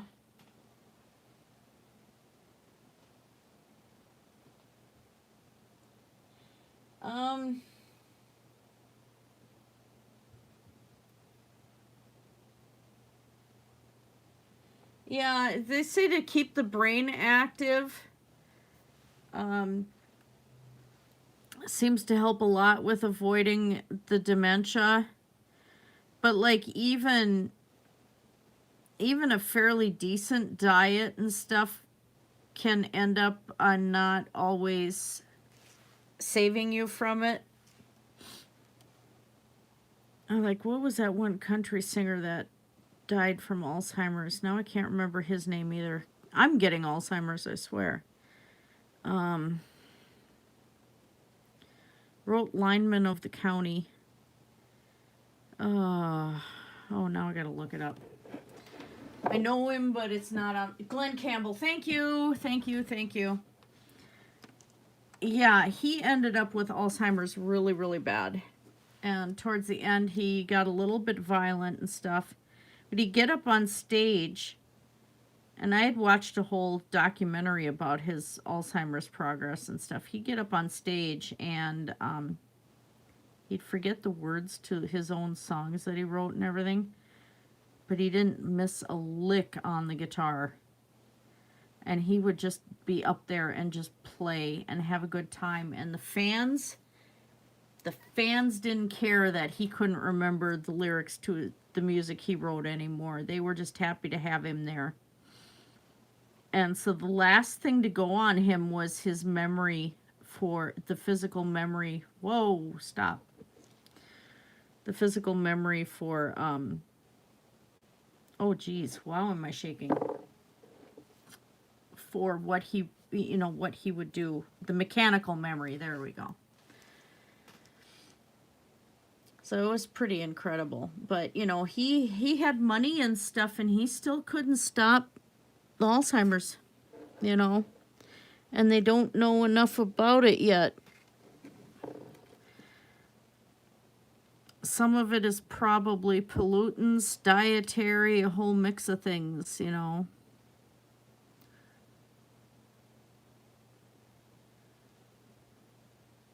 Sometimes organic brain injury can contribute to it.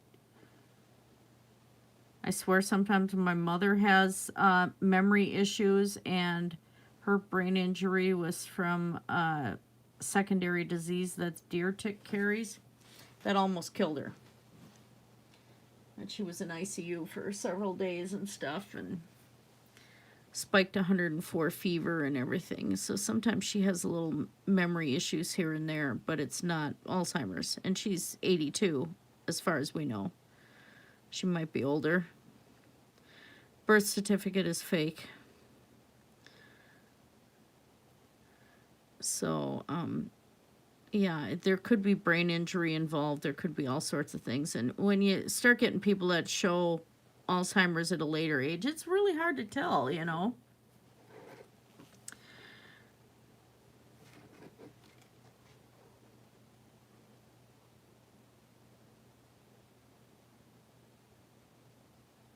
I was trying to work him in now. Yeah, that shaking that I was doing holding the rock, I think that was probably from the shoulder. When I initially damaged the shoulder, I tripped over the rockers on a wooden rocking horse and hit the floor. I straight armed the floor. And dislocated my shoulder, broke the elbow, and dislocated my wrist. And the elbow didn't heal right. And then the hospital also kept me in a cast too long, and elbow's not supposed to be cast more than 2 weeks. Otherwise the joint freezes permanently. And the only reason the doctor thinks that mine didn't freeze up permanently was because I was still forcing myself to play guitar. But I also have AC damage in that arm. And of course, this would be my second time either that I've tore the rotator or I've at least aggravated it this time, but I also tore the rotator when I dislocated the shoulder. I fell pretty hard.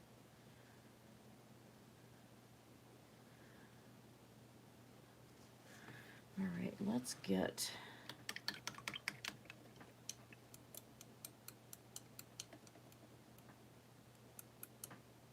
Oh, that is wild. Yeah, for me, I get the auras. My husband gets, what is it, like 6 different types of migraines? And so we can kind of tell by the you know, the warning signs that he's got a migraine coming, what kind of it's going to be, unless it's a cluster, in which case there is no warning, they just show up.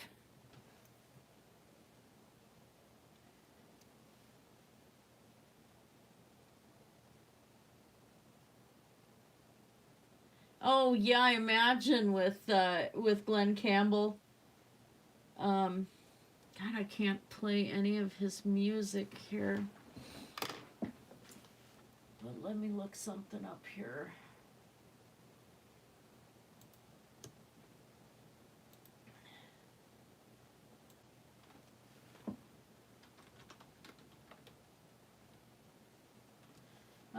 Let's see, Wichita Lineman, Southern Nights. By the time I get to Phoenix, William Tell Overture, Rhinestone Cowboy, Galveston.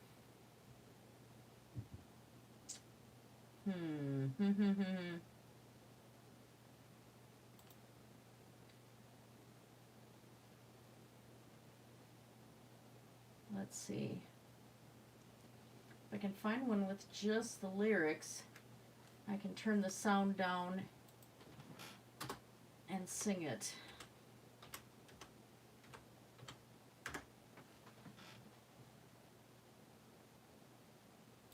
Let's see if I remember. That's been a long time since I've done one of his songs. And my computer freezes up. Of course! Okay, I'm going to wait for that. It's going to give me a moment breather here, too. Feeling the fuzziness all of a sudden. Come on, computer. Any day now.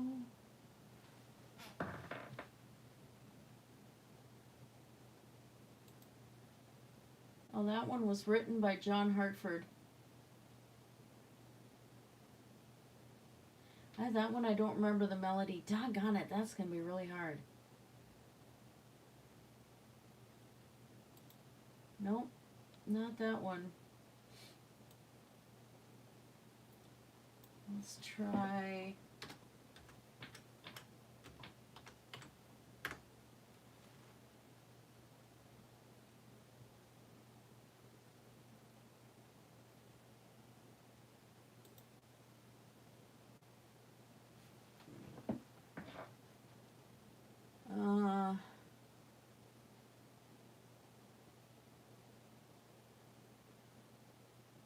I've been walking these streets along, singing the same old song.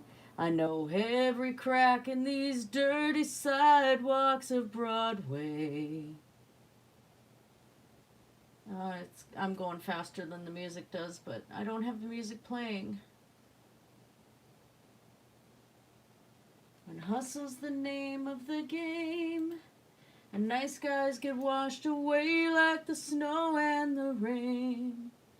There's been a load of compromising on the road to my horizon, but I'm gonna be where the lights are shining on me. Yeah, I'm not gonna try. He goes way too high. But yeah, that's Rhinestone Cowboy. There was a movie called Rhinestone Cowboy that Robert Redford was in, and Robert rode his own horse in there, and Robert Redford is a fantastic horseman. Oh my god. Bye, Cheeky. Oh yeah. Oh yeah, he was an awful lot of them.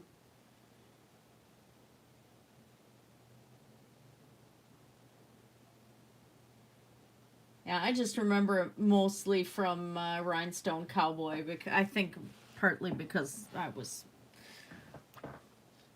gushing over that horse.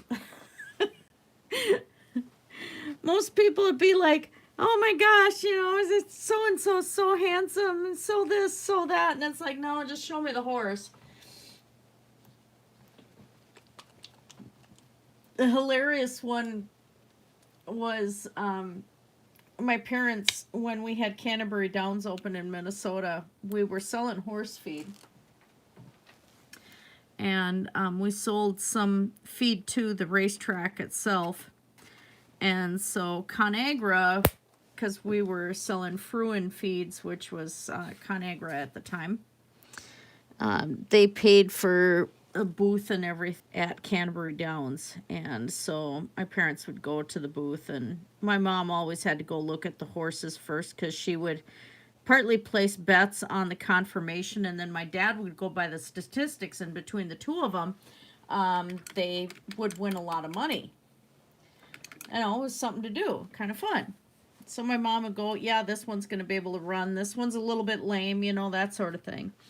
Well, the Canterbury Downs used to have this ad on TV where they'd go and these two old women would be going to the track, and they'd be doing, oh, look at that one, look at that one. Oh, the jockey has nice buns, you know, and my mom and I'd be like, no, heck with the jockey, let's just show us the horses, you know. But I'll never forget the jockey had nice buns. Canterbury Downs had some weird ads at times.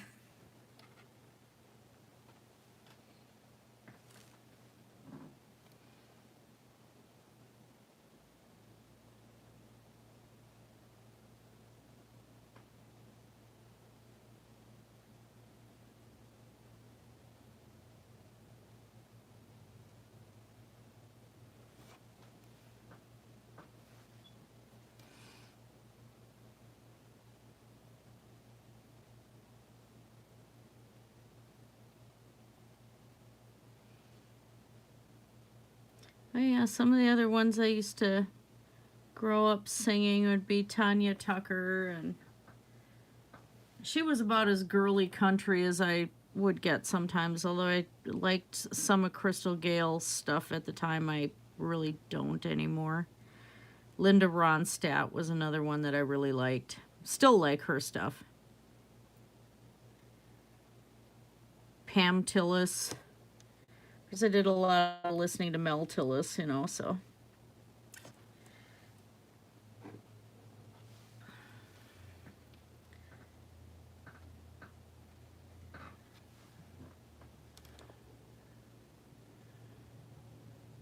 I had a little different life than now. I miss some parts of it, miss being able to show and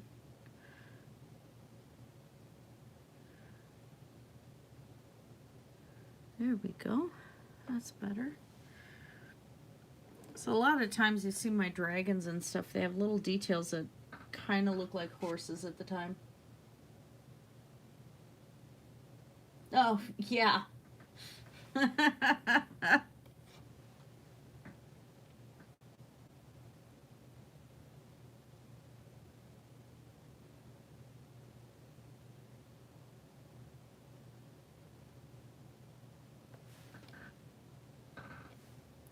One of Tanya Tucker's ones that I really like. Will you lay with me in a field of stone? If my needs were strong, would you lay with me? Or should my lips grow dry, would you wet them, dear? In the midnight hour, if my lips grow dry. Oh, would you go away to another land, walk 1,000 miles through the burning sand? Oh, wipe the blood away from my dying hand. If I'd give myself to you, oh, would you bathe with me in the stream of life when the moon is full? Would you bathe with me? Yeah, I love that song. I'm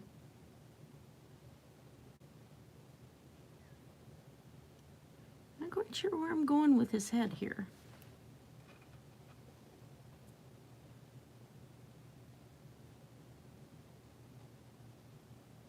Thank you, Sadie. I love singing. My parents made me quit choir, so I used to sneak out in college to go sing with my band. And then the band kind of had a lot of problems because the owner's brother was the drummer and he got in a drunk driving accident and died. He was the drunk. And then the band owner's wife thought that I was there to sleep with her husband, and it's like, I just want to sing. You know, it's really all I wanted to do. I love being on stage, and yeah, there was all sorts of things that caused the band to kind of split up after a while. And they started up again like 10 years later or 20 years later, but it wasn't the same people anymore. I think it might have been their kids or something, but the ones that started up the band later didn't even know who I was. And it's like, oh, well, you guys have the same band name, but not the same band. But I've sang at the Minnesota Renaissance Festival, not on an official capacity, but I've sang at weddings. I've had to sing at funerals. You know, not, those are not the best things to sing at. A little emotionally charged in a bad way.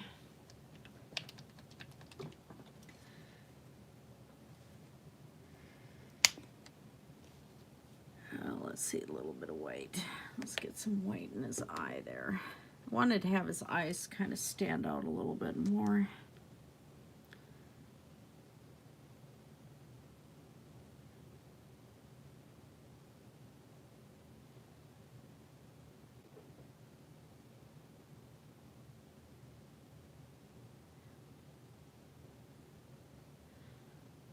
we go.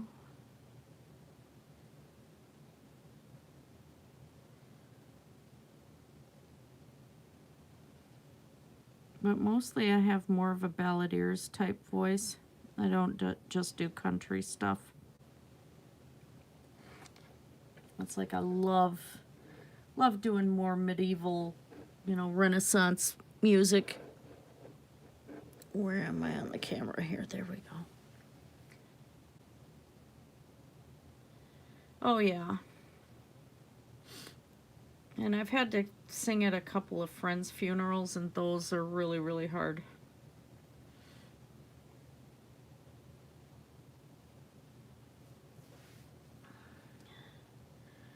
Not a pleasant experience. Let's give you a couple little spikes here and there, shall we? You need some little spikes here and there. Not a dragon without a few spikes.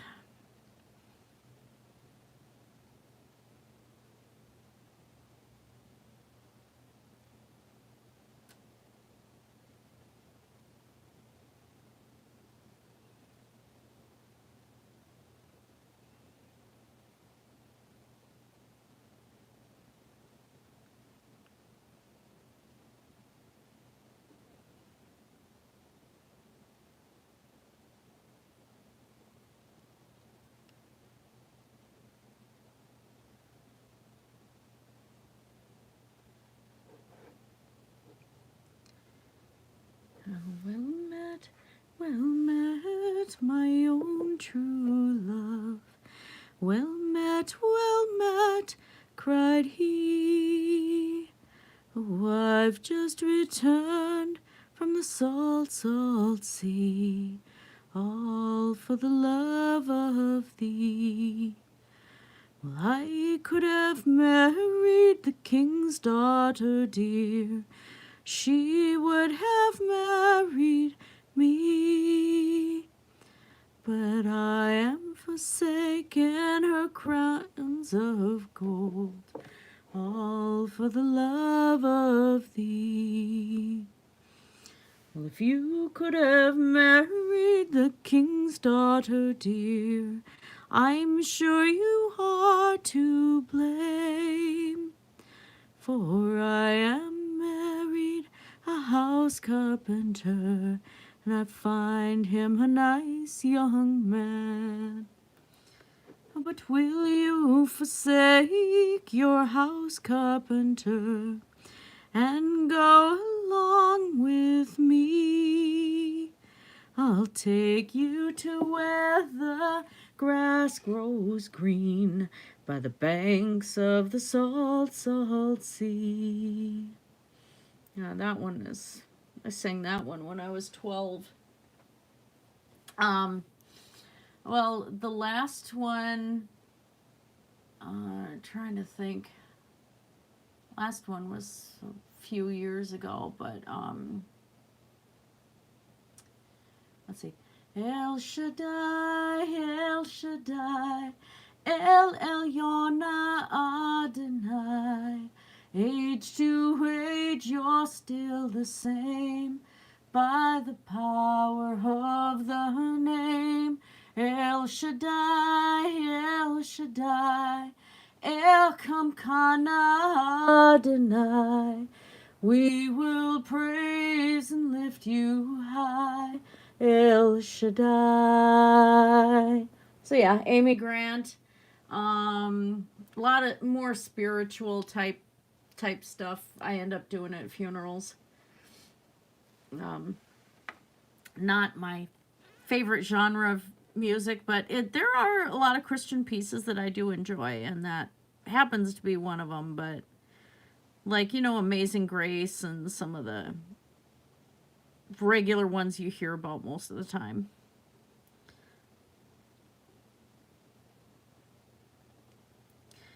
And when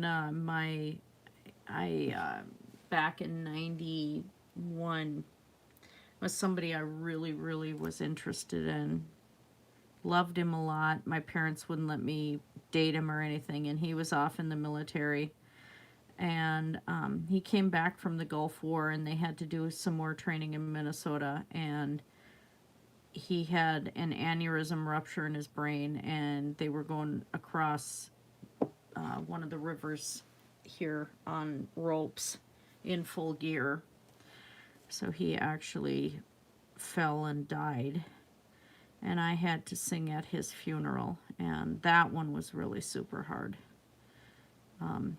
I didn't take that one very well. My son is named after him, but it still is really hard to this day,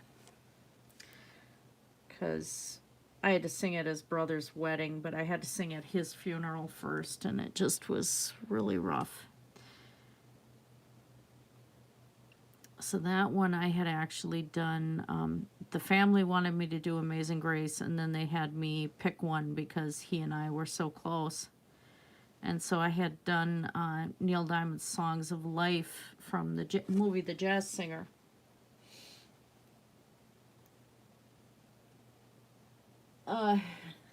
Well, every pagan is different.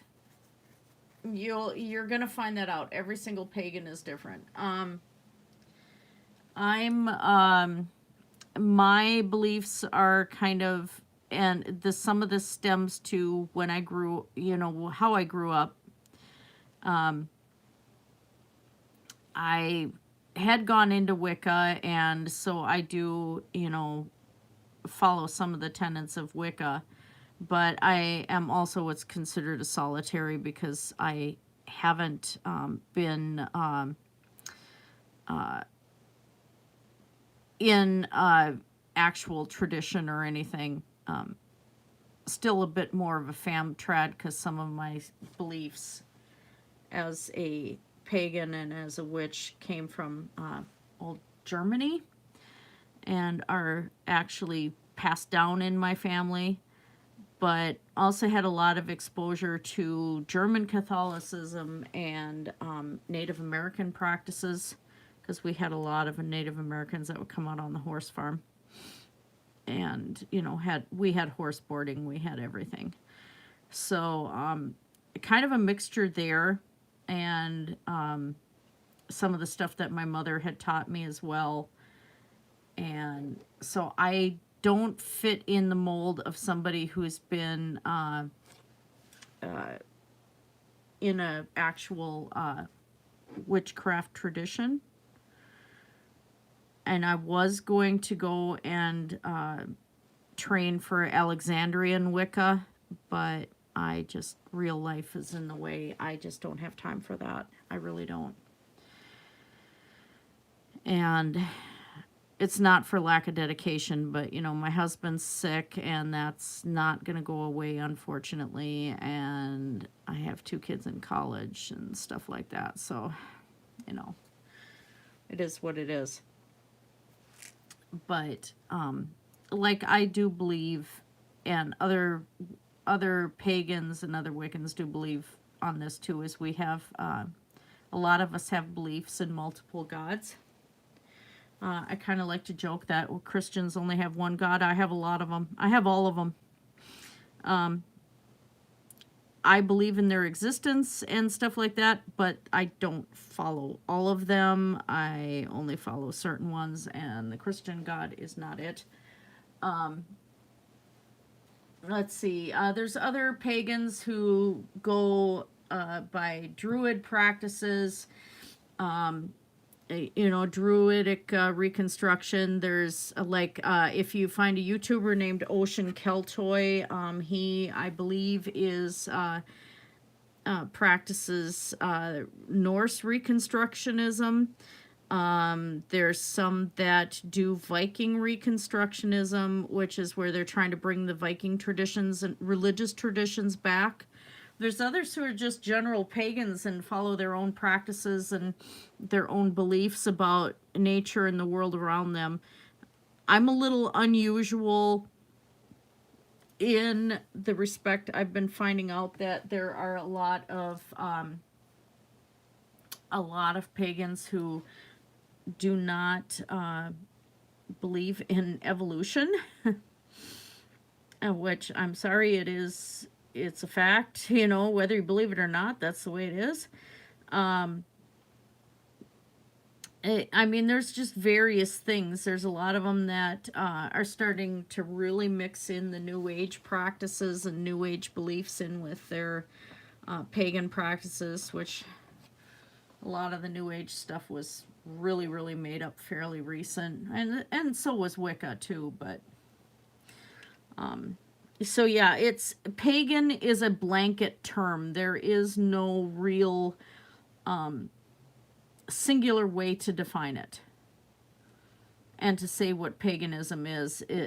There is no single way to say what paganism is. It's just way too varied.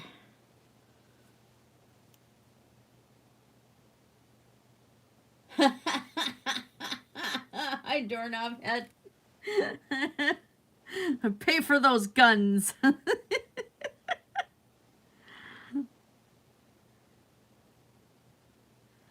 One must pay for your guns.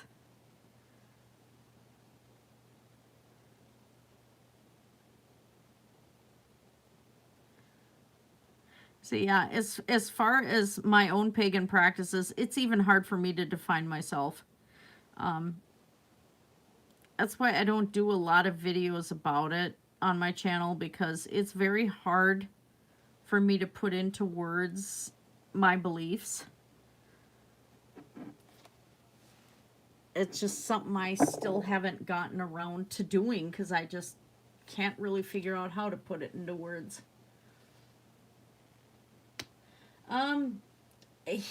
Right now, he decided to go up and take a nap.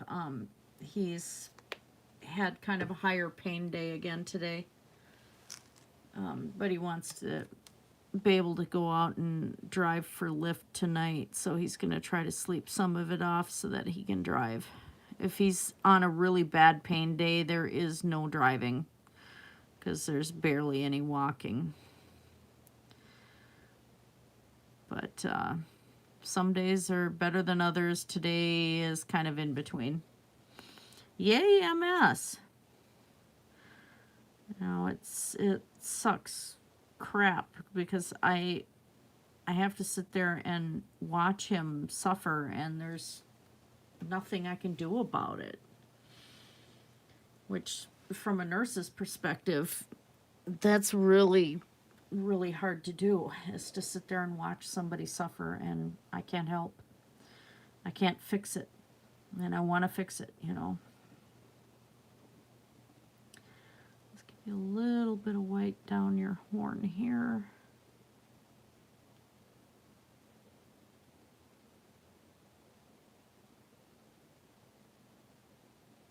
And his stage of MS is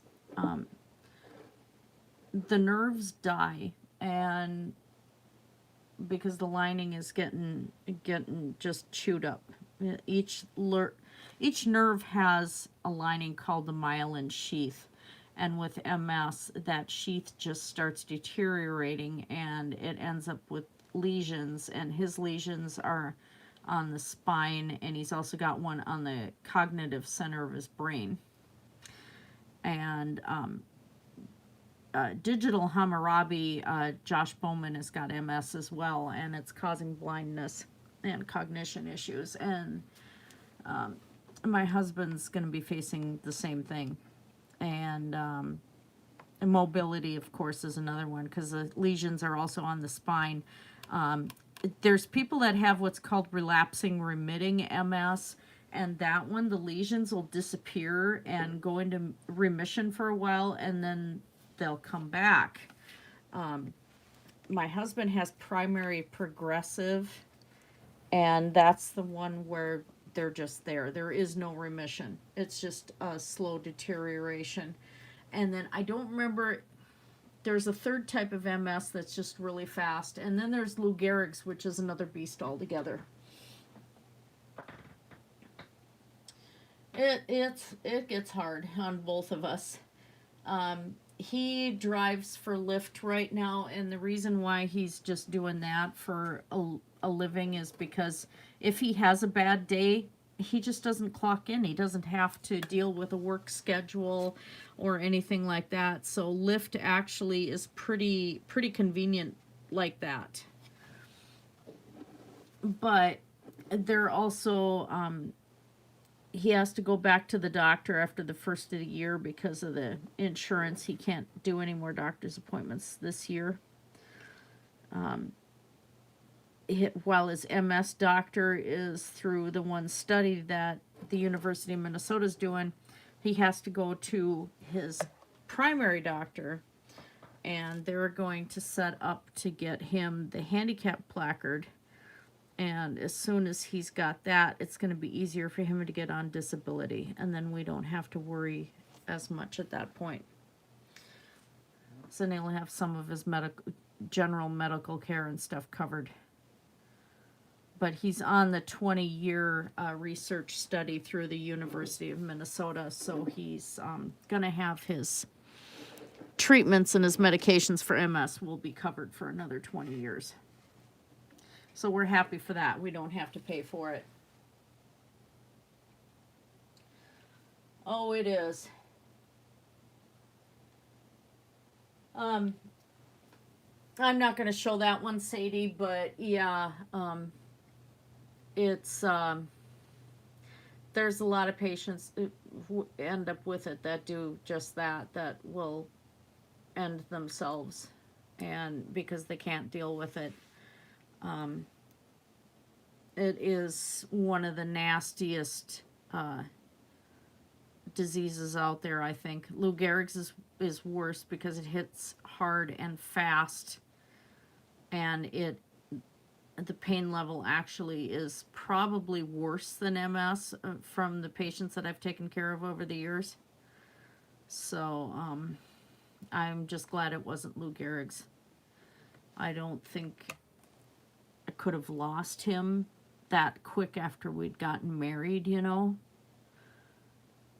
And because he got diagnosed like 2 years after we got married. And I don't know how I'd have handled it. I really don't.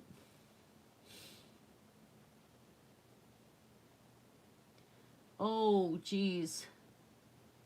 Oh, yeah, type 1 diabetes is nasty stuff. Holy crap. Over the years, I've had 4 patients with that. And the youngest one I had was 18, and she'd already had all of her fingers on one hand amputated and all of her toes on one of her feet amputated. And she was in the hospital because they were going to amputate the toes on her other foot. And, oh my gosh, the stuff she went through.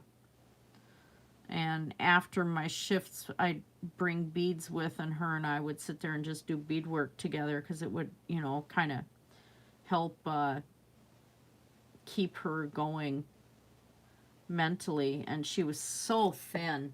Oh my gosh, she was just thin.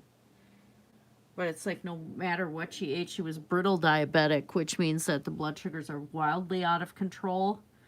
And it can be really dangerous because a patient can go into a coma very, very quickly, either for insulin shock or for diabetic coma, which is where the blood sugars are actually extremely high.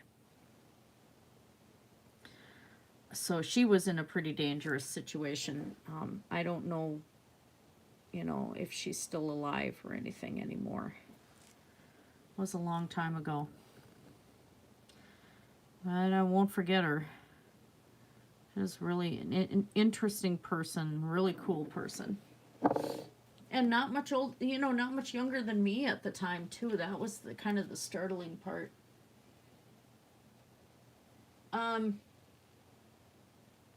Because that actually is true diabetes, where their body just doesn't process the nutrition the same way, and anything that can spike the blood sugar will, and so it actually causes the muscle tissues and stuff to decay. It's different from a long shot from type 2 diabetes, because type 2 can be diet controlled. Type 1 requires medication to control it. The pancreas does not work with type 1 diabetics. And it's because of something that is with their body to begin with. It's not dietary related. A lot of children that I've encountered have been diagnosed with type 1 diabetes as young as 3 years old, and it's not diet related. They're always skinny, stuff like that. A type 2 diabetic can develop, their type 2 diabetes can start acting like type 1 if the pancreas ends up where it isn't functioning anymore. And that's one concern my doctor had with me, is that I could end up developing the symptoms of type 1 diabetes if I had continued the way I was at my, because the pancreas, to deal with insulin resistance, will produce more and more insulin. But at some point it's going to say, I can't do it anymore, and it's just going to break down. And it's not that way with every patient, but it can happen, in which case they essentially have become a type 1 diabetic. And the pancreas is needed for digestion as well, for digesting fats and fat-soluble vitamins. So if the pancreas is not working, you know, you're not getting the nutrition at that point. And so the body pretty much has nothing to run on. And then, of course, infection rates are extremely high. And that's in part because, you know, you've got the body is causing nerve death. And the nerves are getting eaten up and torn up, and then, so if they get injuries to the feet or hands or anything like that, they're not aware that there's an injury there. The tissue starts rotting, and then they end up with limbs amputated, just like a type 2 diabetic can have happen. But it's happens a lot younger with a type 1 diabetic.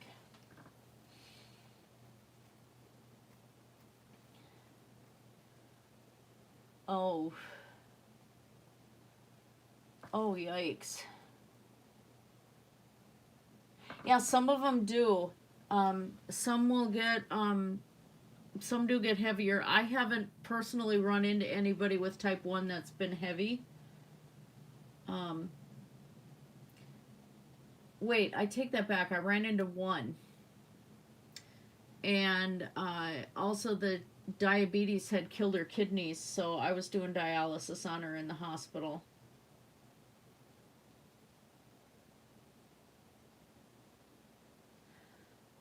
Yeah. Yeah, that's the one where they don't eat, isn't it? Because I think I had looked that up.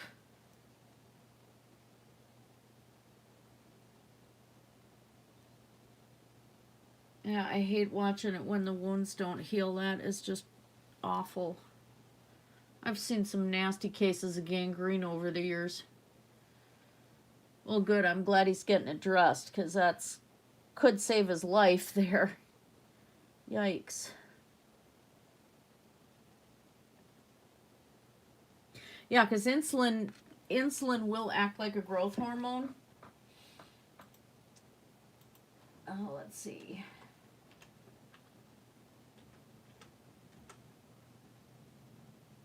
Whoops. What if I do this? Here we go. Diabulimia. Yeah, insulin can cause a person to gain weight.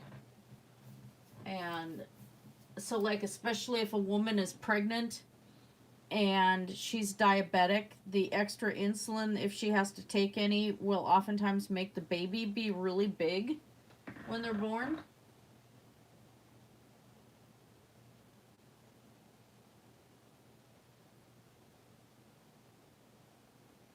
Oh, yeah. Yeah, they've got it listed as an actual eating disorder now.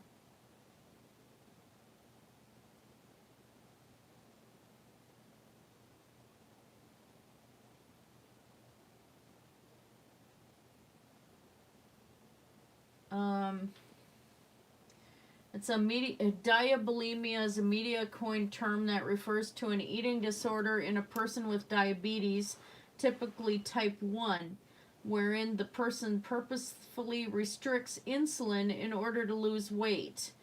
Some medical professionals use the term EDDMT1, eating disorder, diabetes mellitus type 1, which is used to refer any type of eating disorder comorbid with type 1 diabetes.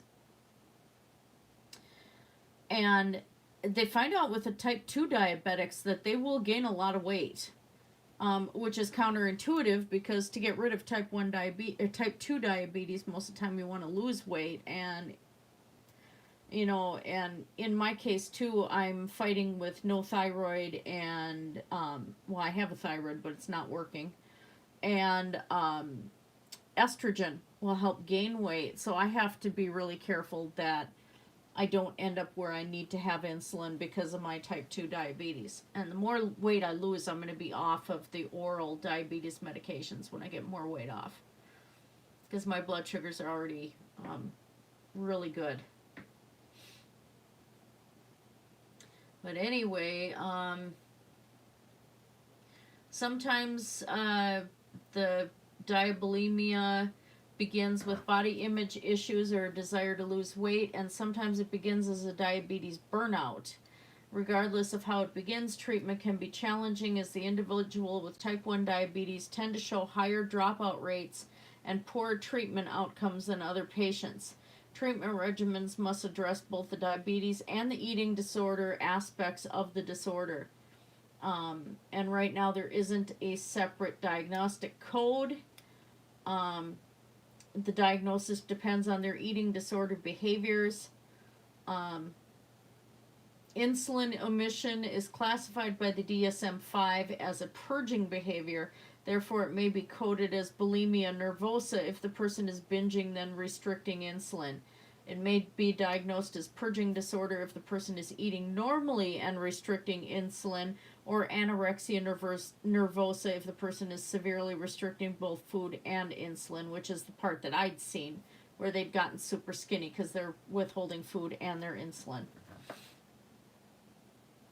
But then the last person I had that was diabetic like that was back in the 90s, so I haven't encountered too many since.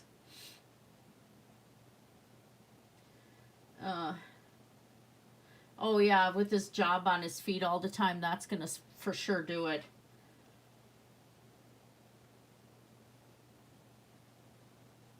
Oh yes, there is doorknob head. A lot of pagans believe that.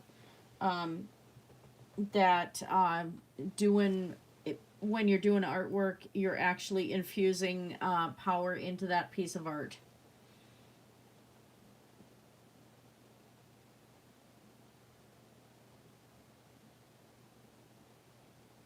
Oh, jeez. Yeah. I've only dealt with a couple of wound vacs and home care over the years.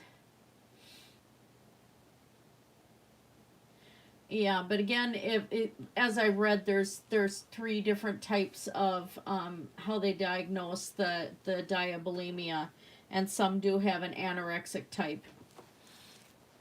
So it depends on the patient.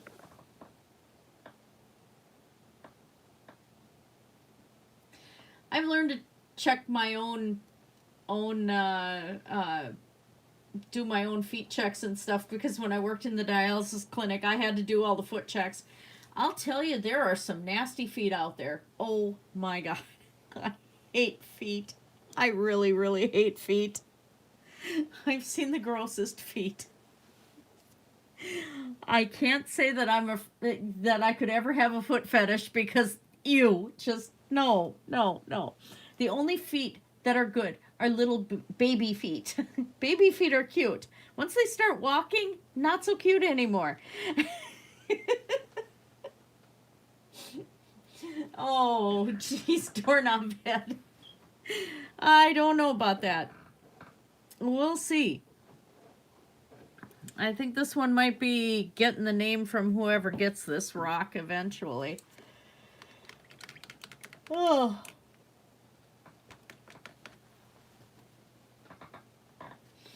Yeah, I have to watch my feet. Fortunately, they've been pretty good.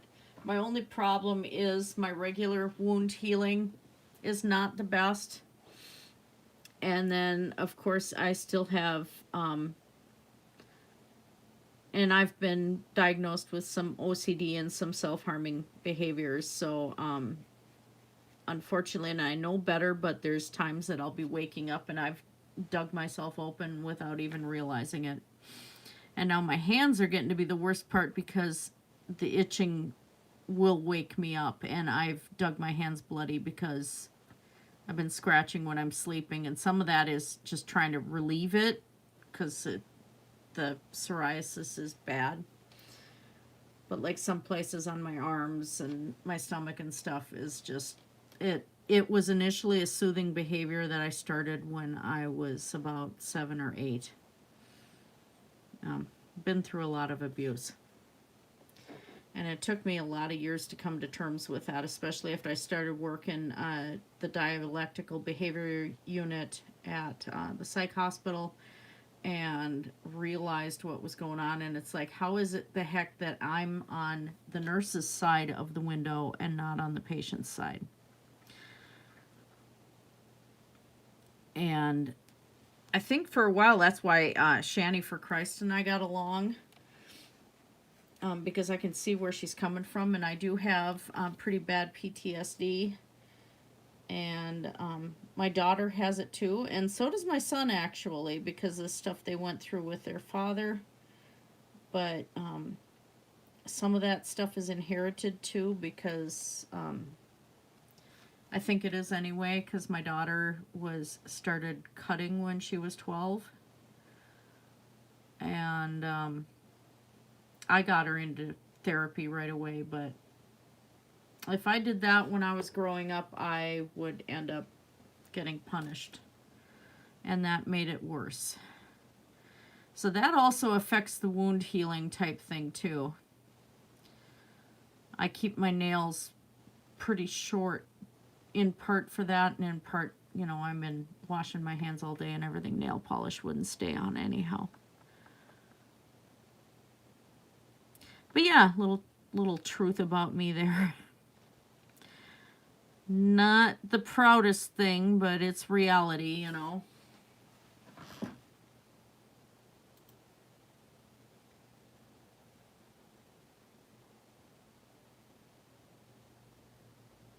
Yeah, I go barefoot an awful lot. I'll even be out barefoot in the snow.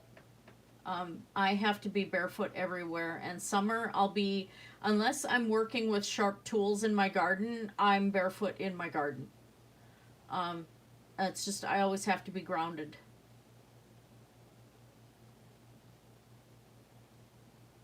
Oh, yeah, the fusion on the ankle would do that.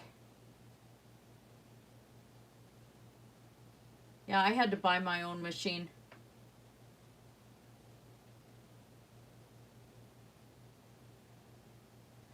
Oof. Steel-toed boots are really hard. You don't get a lot of room in those things.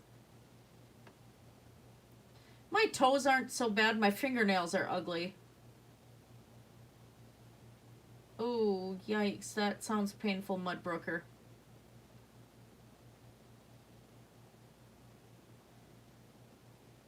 All right. Talk to you later, Sadie. Have a good night. Thank you for stopping in.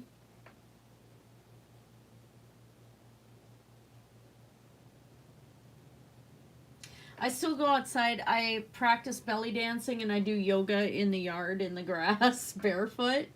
That's kind of like my grounding ritual, and you know, when the weather's nice. And right now, no, there's snow out there and it's pretty cold and icy, so yeah, no.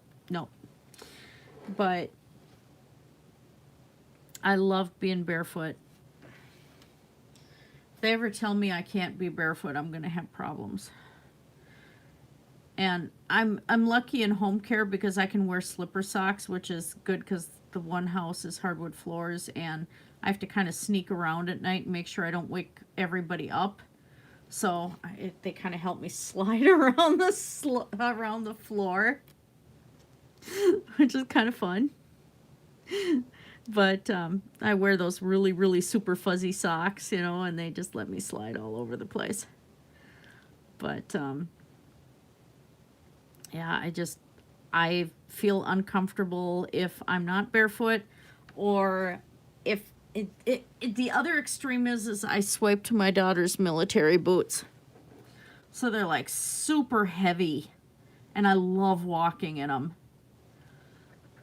There's these big Harley Davidson military style boots, and they're really, really nice, and I just love the things. So I go from one extreme to the other. And I'll deliberately go out for walks in those boots just to have the extra muscle workout. Yeah, they're one of my favorite things. I'm just blending in some of his wing here.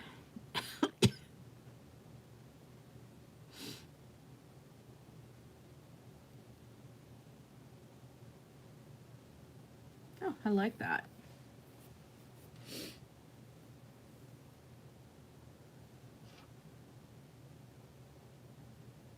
All right, have a good night, Julie.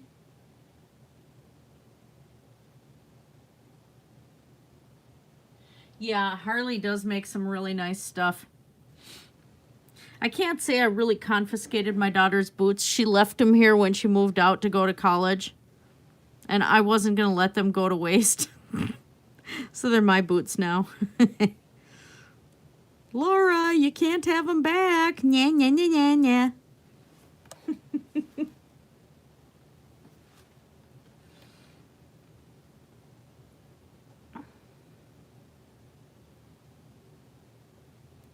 There we go.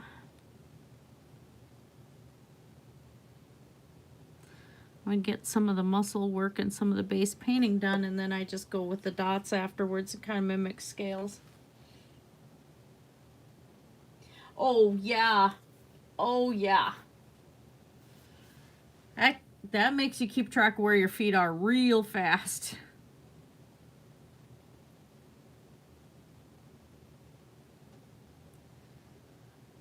I know one time we had to try to rehabilitate a horse from the racetrack.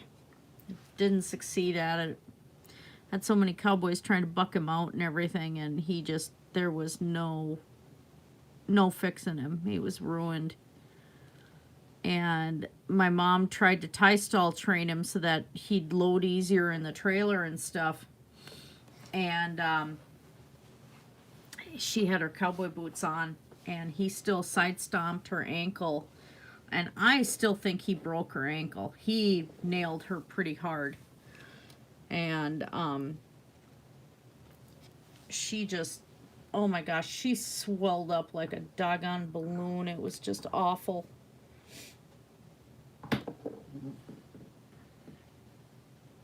I never got stomped that hard. I got kicked in the back. I was bringing out hay to the broodmares, and somebody got pissy with the other one, and they started bucking and kicking, and I couldn't get out of the way fast enough.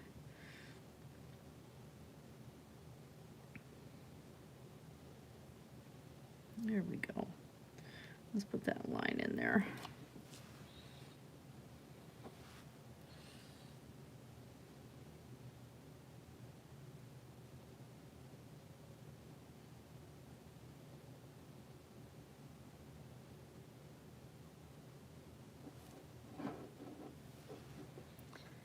A little bit of yellow this way. Sometimes these dragons take a little while, especially when I don't know what I'm doing. But I wanted this one to be different than some of the other ones I've done. Kind of like the fact that he's got the mane.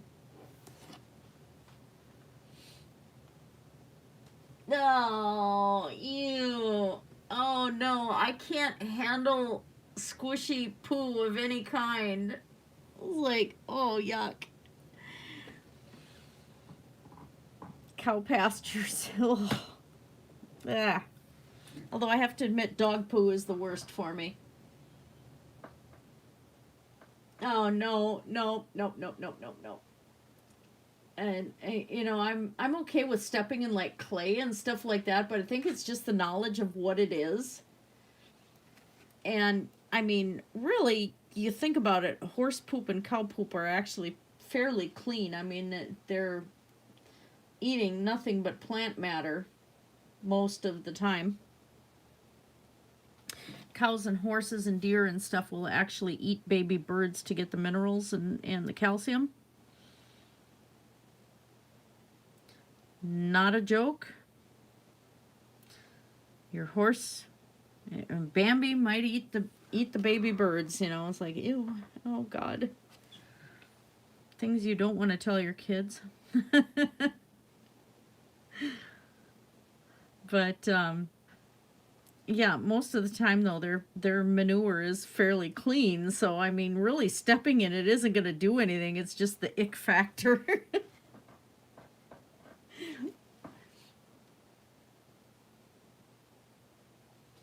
Oh my God. Oh, yeah. We had a veterinary, one of my mom's friends, that a foal kicked him in the face and shattered part of his ocular bone and his cheek and part of his jaw. And so he was wired together for quite a while after that. All it took was one good kick.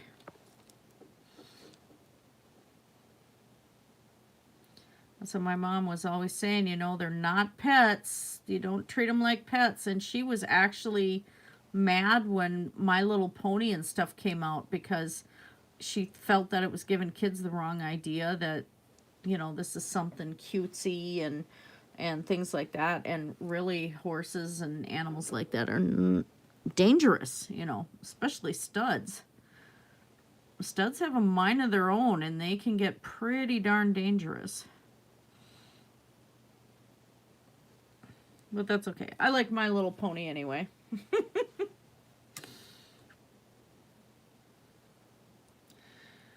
But that was so funny. I shared on my Facebook this reining horse that finished her performance. I shared it yesterday. Finished her performance for the American Quarter Horse Association. The bridle broke in the middle of the performance. The rider grabbed it with both hands, so that got him disqualified, but they still finished the run without a bridle. And I'm watching this at work, and I just started crying. I was like, she was just such a stunning horse, and I miss riding that. And I just started bawling my eyes out. It's like, I really miss it. And with my neck injuries and everything, I don't know if anybody would want me on their horse because liability issues. But I miss riding so much. That was all I did for a really long time.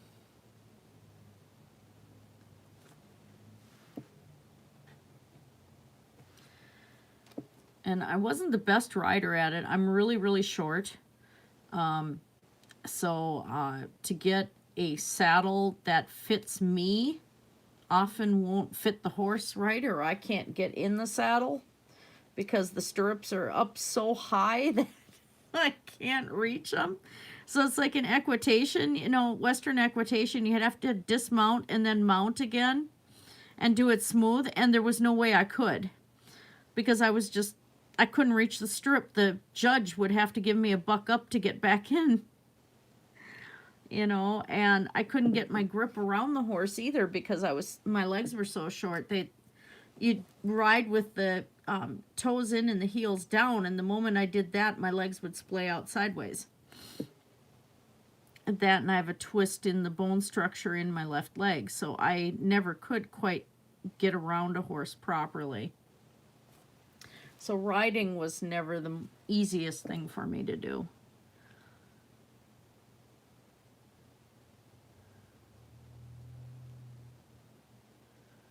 But I still miss it a lot. And a pretty horse will just make me cry.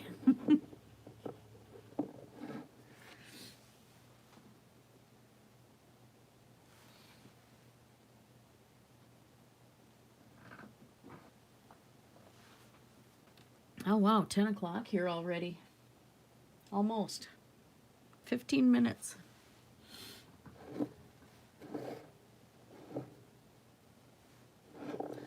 This is actually coming out pretty neat.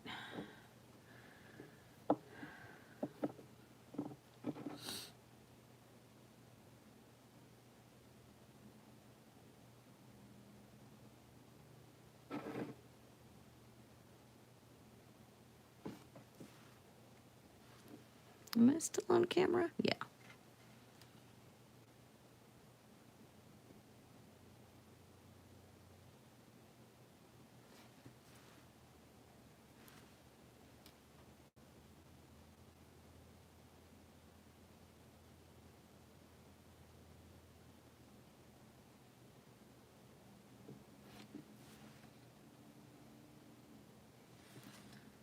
All right.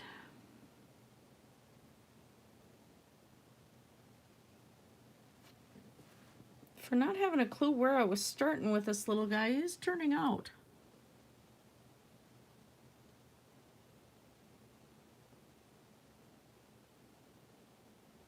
Well, that's why I am the mother of dragons. The real mother of dragons. I make the dragons.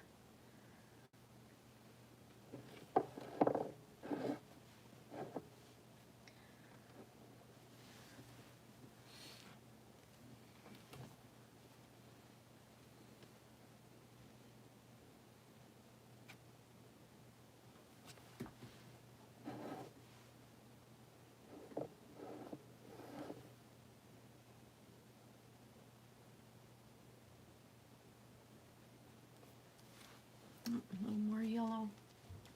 Might actually get him done tonight. I'm hoping. Getting tired again. Of course, I got off work at 9 this morning, so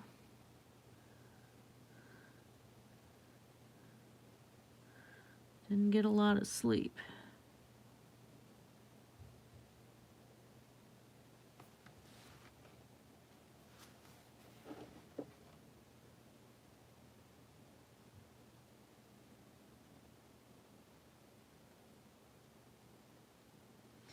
Oh, I had myself irritated earlier. I watched Jeff Holiday, and he did an expose on this forensic nurse.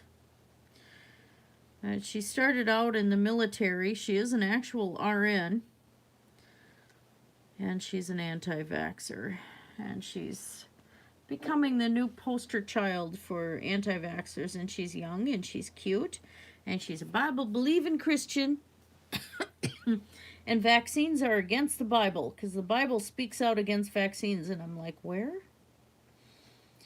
But she was just lying about what's in them and what the implications are and everything, and trying to convince other nurses to not administer vaccines, to refuse to do it on the job. I was losing my cool.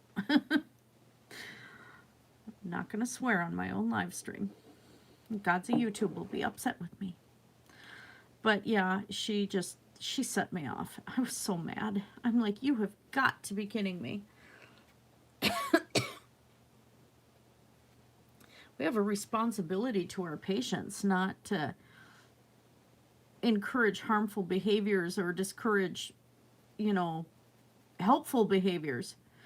And especially, especially with little kids, they can get sick and die so easily if they catch the wrong thing, like this idea, like some anti-vaxxers I've heard, well, is whooping cough. Oh, it's just coughing. Yeah, except you can end up with your infant on a ventilator if you're lucky, things like that. I mean, this woman was just driving me crazy.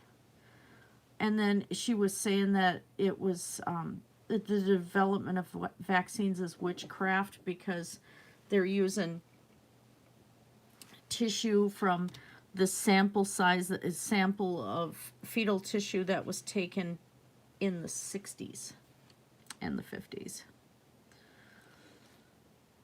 And so that's witchcraft, and that's why it was bad. Really?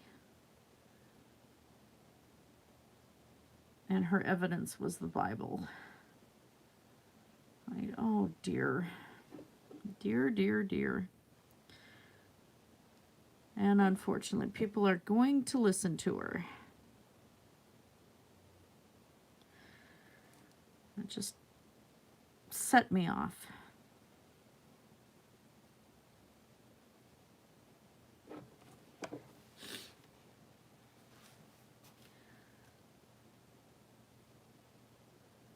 There we go.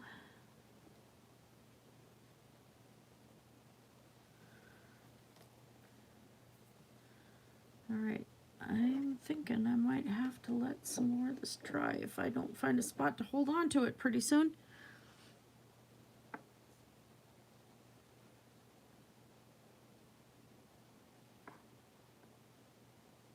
Yep, I think, oh, I don't think I'm gonna get him done today. I'm running out of steam.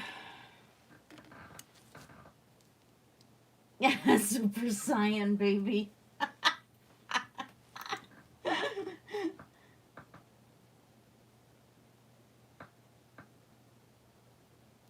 Yeah, exactly it. They got vaccinated. They're fine, you know. But they're gonna take whatever out on their children. Now, if my son and his girlfriend ever decide to have a baby, she's got kind of a reason to be not wanting to vaccinate, and that's because there is a strong family history, including her brother, that had bad, almost fatal reactions to the vaccines. So even her own doctor had said that if you have kids, you're probably not going to want to get them vaccinated. So there's a portion of the population that, should they ever have children, can't get vaccinated, which is why everybody else needs to get vaccinated. You know, unless you're Patriot nurse and decide that, well, if somebody has a sick kid, that's their problem, not hers. You know. Some of these supposed healthcare professionals just really, really set me off. But, what is it? The makeup company L'Oreal Paris and L'Oreal that does Garnier and all these other sub-brands, their makeup and their shampoos and everything else are considered vegan. They're not tested on animals because they've been growing their own skin tissue from stem cells for, I think, like 20 or 30 years now.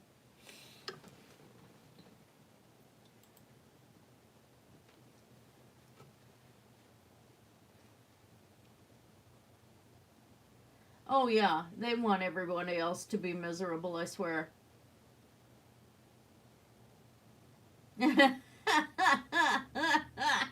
Mudbrooker. Yeah. Yeah, I went to the doctor and had mine, but I had the initial polio vaccine that was oral.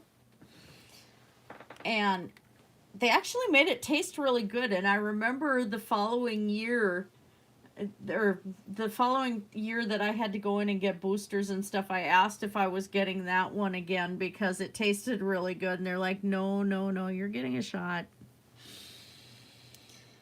Oh, fantastic. Yeah, I was one of the lucky few to get the oral polio vaccine. And I know they didn't have the MMR at that time, but somehow I don't know if I ever got vaccinated for the mumps, so that's how I ended up with it on both sides of my face and neck. But, yeah, that was not fun.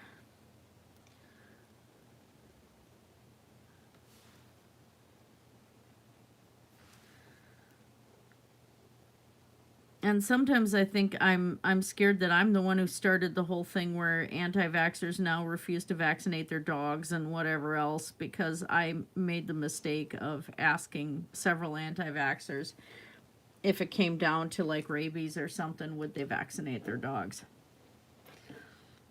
And then it was like about a month later, all of a sudden that whole movement had shown up. I'm like, oh, well, maybe that might have been me.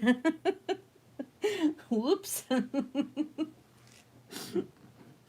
I am the culprit. You can blame me.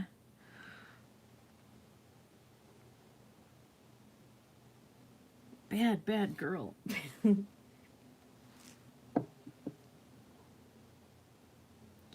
yeah, shot day on the horse farm. You know, we had so many people dumped off cats on us and stuff that at one point we had over 100 cats.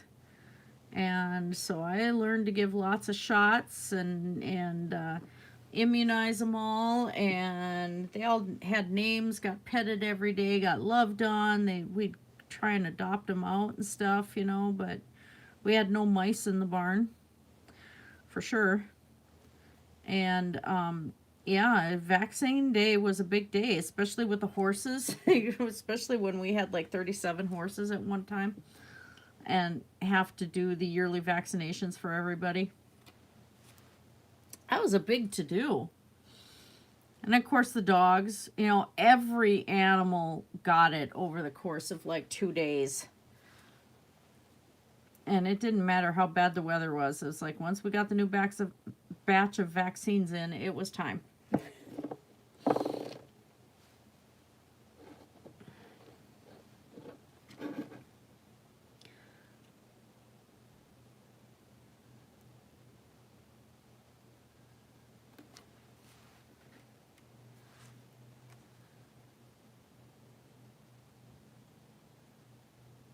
Don't screw this up, Feather. It's so close. So close. There we go. Oh, gee, neighbor's car. The horn is honking. I can hear it over here.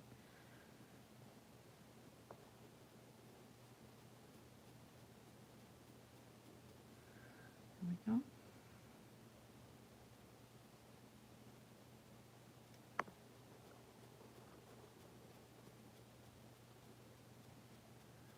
With that shading. All right, and since I did some of the painting underneath, I'm gonna at least get that one claw done. Bark fire effect. Yeah, Mudbrooker, I'm the one. I did it. It's my fault.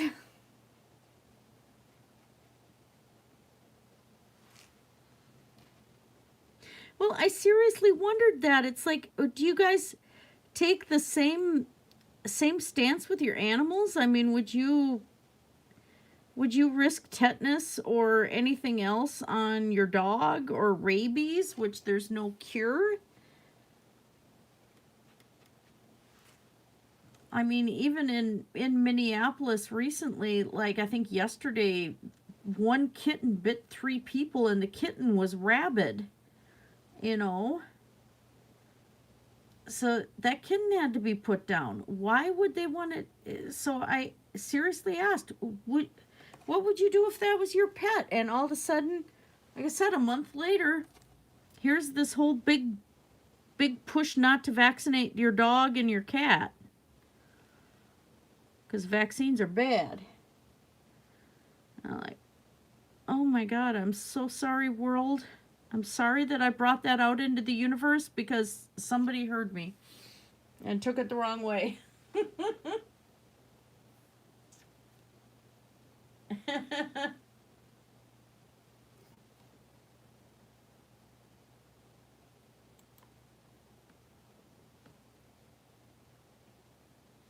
Oh, yeah. Tetanus globulin is awful.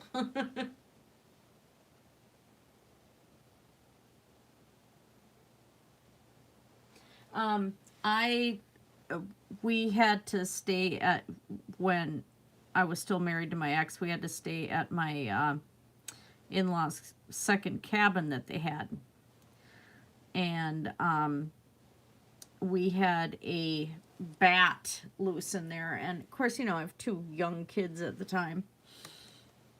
And so my ex caught the bat and released it outside and stuff. But that year, you know, I had made the mistake of mentioning it to the kid's pediatrician because we had an appointment the next day, you know. Well, he looked it up. Here, the state of Minnesota had determined that rabies was airborne. So my whole family had to go through the rabies vaccination, which my ex-husband was so pissed at me for saying anything. And it's like, yeah, but, you know, if that actually were the case, we had the bat right in our living space. So, by the last shot, I handled the whole series just fine. And they'd send us to the hospital, and we'd get rushed through the ER faster than other people just to get the shot and then go home. The last injection, I reacted really bad. I did my anaphylaxis thing. So if I ever have to have the rabies vaccine again, I'm screwed. Really, really screwed. I can't have that one.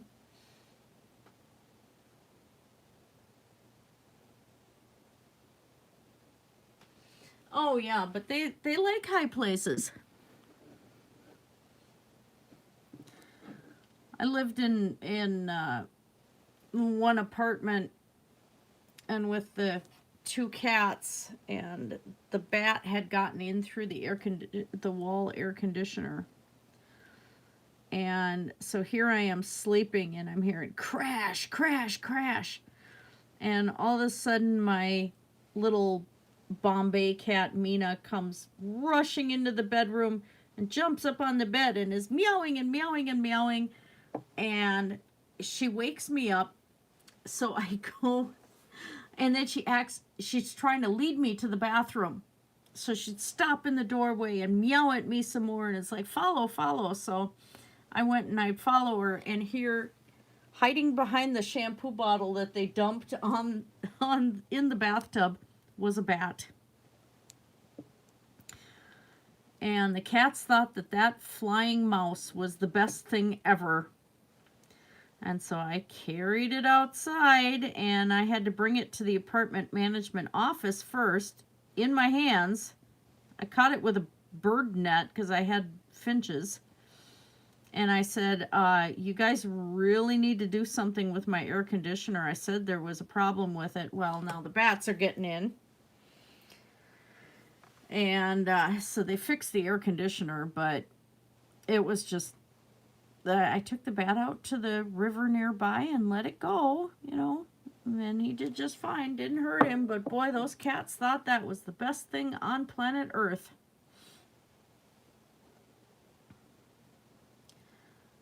Oscar was all excited and happy, and Mina was excited and happy, and Bombay's are talkers. So she was going to make sure that all the world heard about the flying mousey in the bathtub.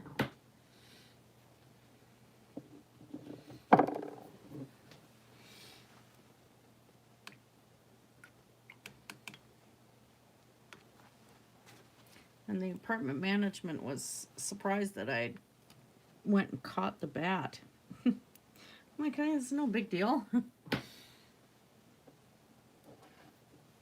Well, my ex-husband was one, he'd want to go and build things and fix things in the house. So he'd tear apart the house and then leave it torn apart. So we had an open ceiling. Like if it rained, it would rain into the bathtub. Because the bathroom had a nice big hole of unfinished ceiling. So the one day I'm taking a bath, and here comes this bat. Flies down from the ceiling, lands on me. Bats are really super soft. I will tell you that much. They're very, very soft. I know that for experience. It hit me in the chest.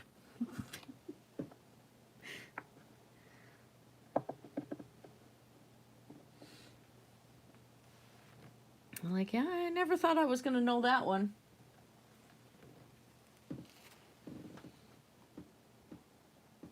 I still can't believe there was one in a Vegas hotel. That's kind of funny.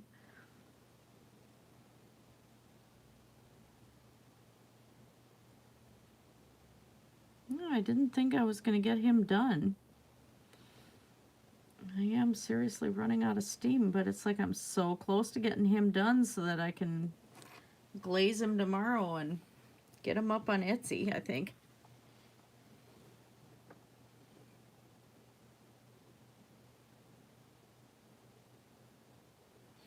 I do just enough hints just to make it look like there's scales without having to do every single scale. I'm a little lazy that way.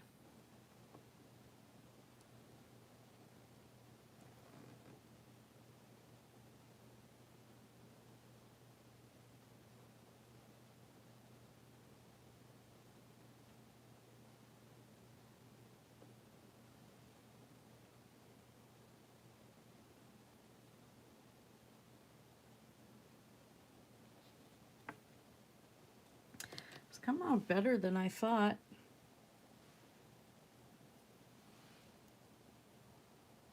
Might have been the elevator shaft. Like a massive cave, you know?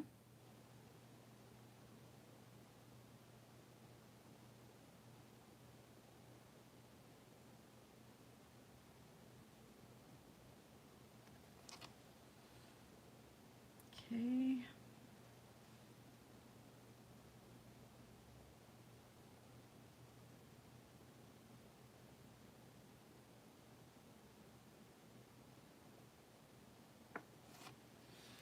And let's go with a little white.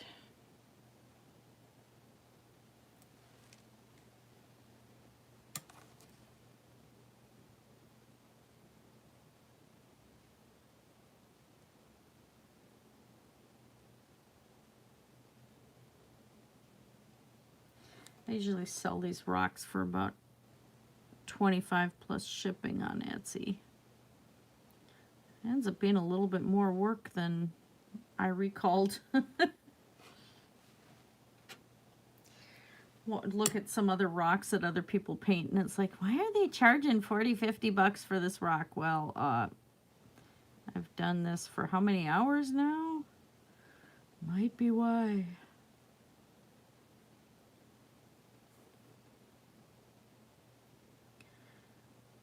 So worth it though. He's cute.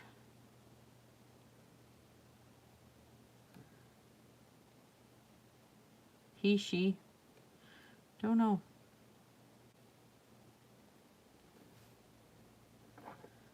Alright, do I need highlights anywhere else? Not so much on the bottom piece here.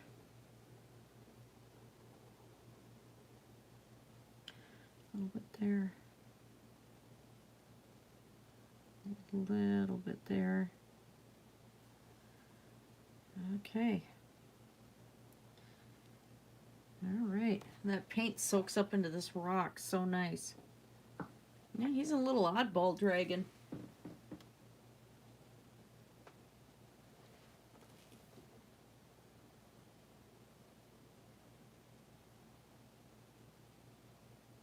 No, I didn't see that one.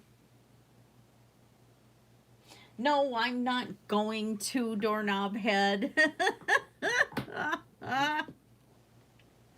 No, no, no.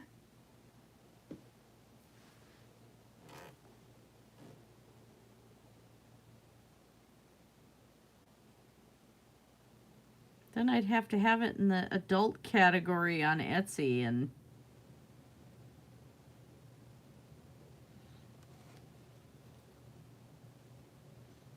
hey ho. he's plowing a troll. Gods only know how the key fit the hole.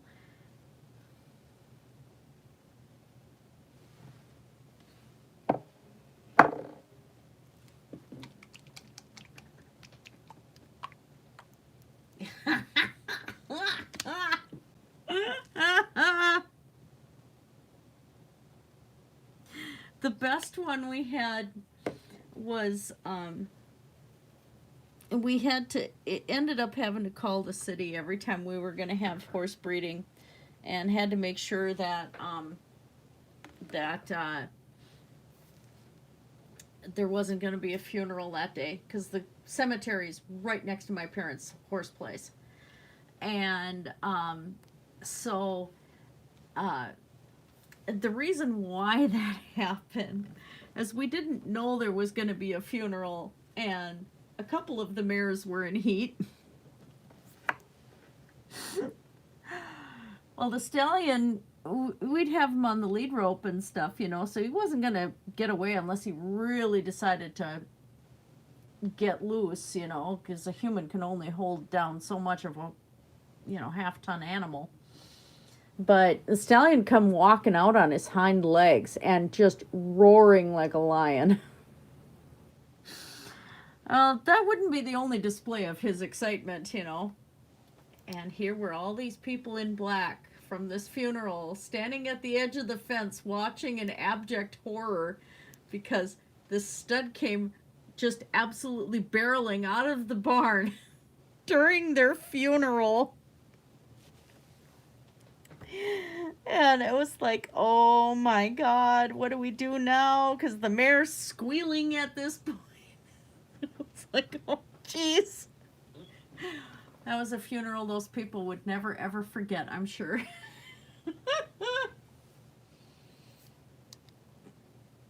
Oh, no. Just break away and go after the mare, you know. And, yeah, so it was kind of... That was an interesting time.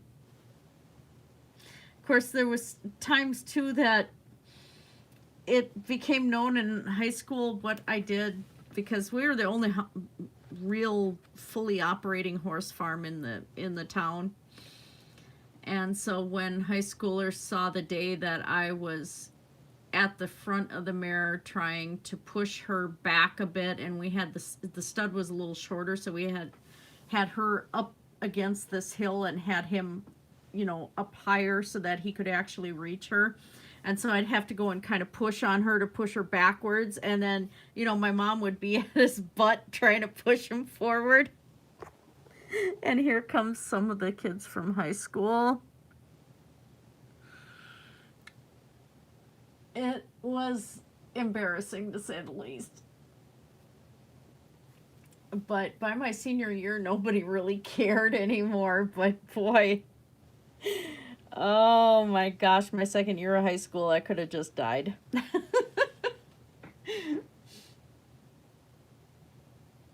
Yeah, a little bit, yeah, except for the amount of noise and everything in the drama.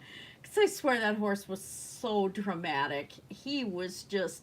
And we had 2 studs on the property, and what was really, really interesting is that, and they found this with wild horses too, is that the one stud knew when the foal that was going to be born was his.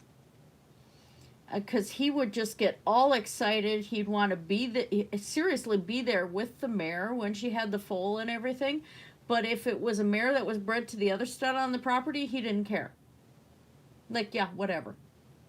He'd only get excited with his. And then he had his favorite mares that he wanted to be with, like, 24/7. And that includes the first one he ever bred. He was very in love with her.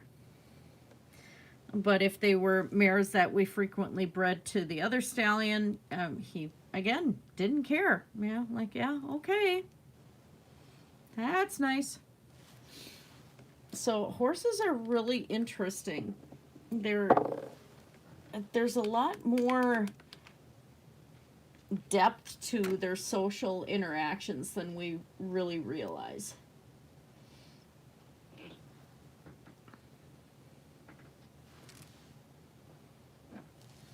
I think I'm going to sign and date this little bugger. That's the 15th today, right? Yeah. So I had to put my feather down here.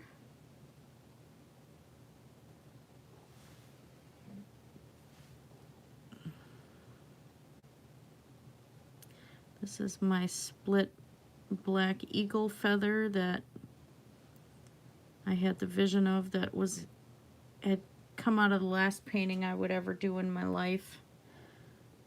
Fell into my hands in my vision, and it was a black eagle feather that had a split down the center of the shaft, which according to the tribal elders meant I had died a violent death in a past life.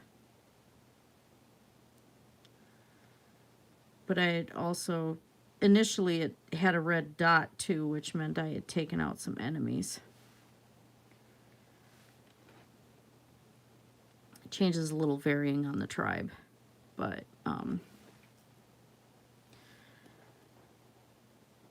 that would be the very last one, and this was a symbol of one of my past lives, I guess, or my connection to the tribes, maybe. But I've used it as my signature ever since I was 17. And hence why my YouTube handle is Christina Blackfeather.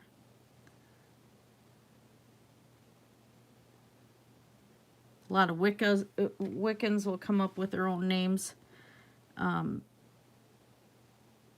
for their witchcraft name, but mine actually has been given to me because when I did beadwork for the Ojibwe in Duluth, Minnesota, I had a naming ceremony, so my name actually is Christina Blackfeather, even though I am German. Very, very, very, very German.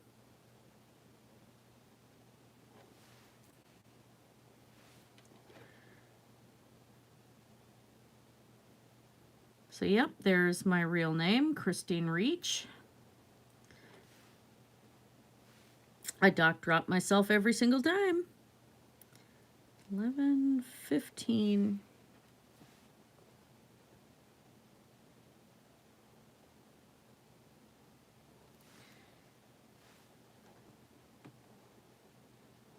And 2019.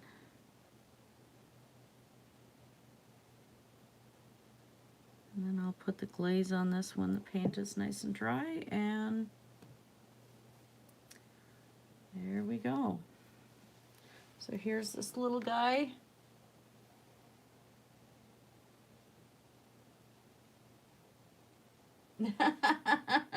Yeah. There he is. Here's our little guy. He came out pretty cute. So I think I'm going to call it, because I probably need to go back to bed. Getting pretty wore out. I was just going to take a look and see. I can't really hold it under camera right now because well, maybe. Yeah, the resin doesn't look any different yet. And I shouldn't be moving it. It needs to stay pretty stable. Does have some bubbling in it, but I don't think that is a bad thing. I kind of like it. All right, so you guys, I'm going to call it a night. And I don't know what I'm doing tomorrow yet, or Sunday, not sure.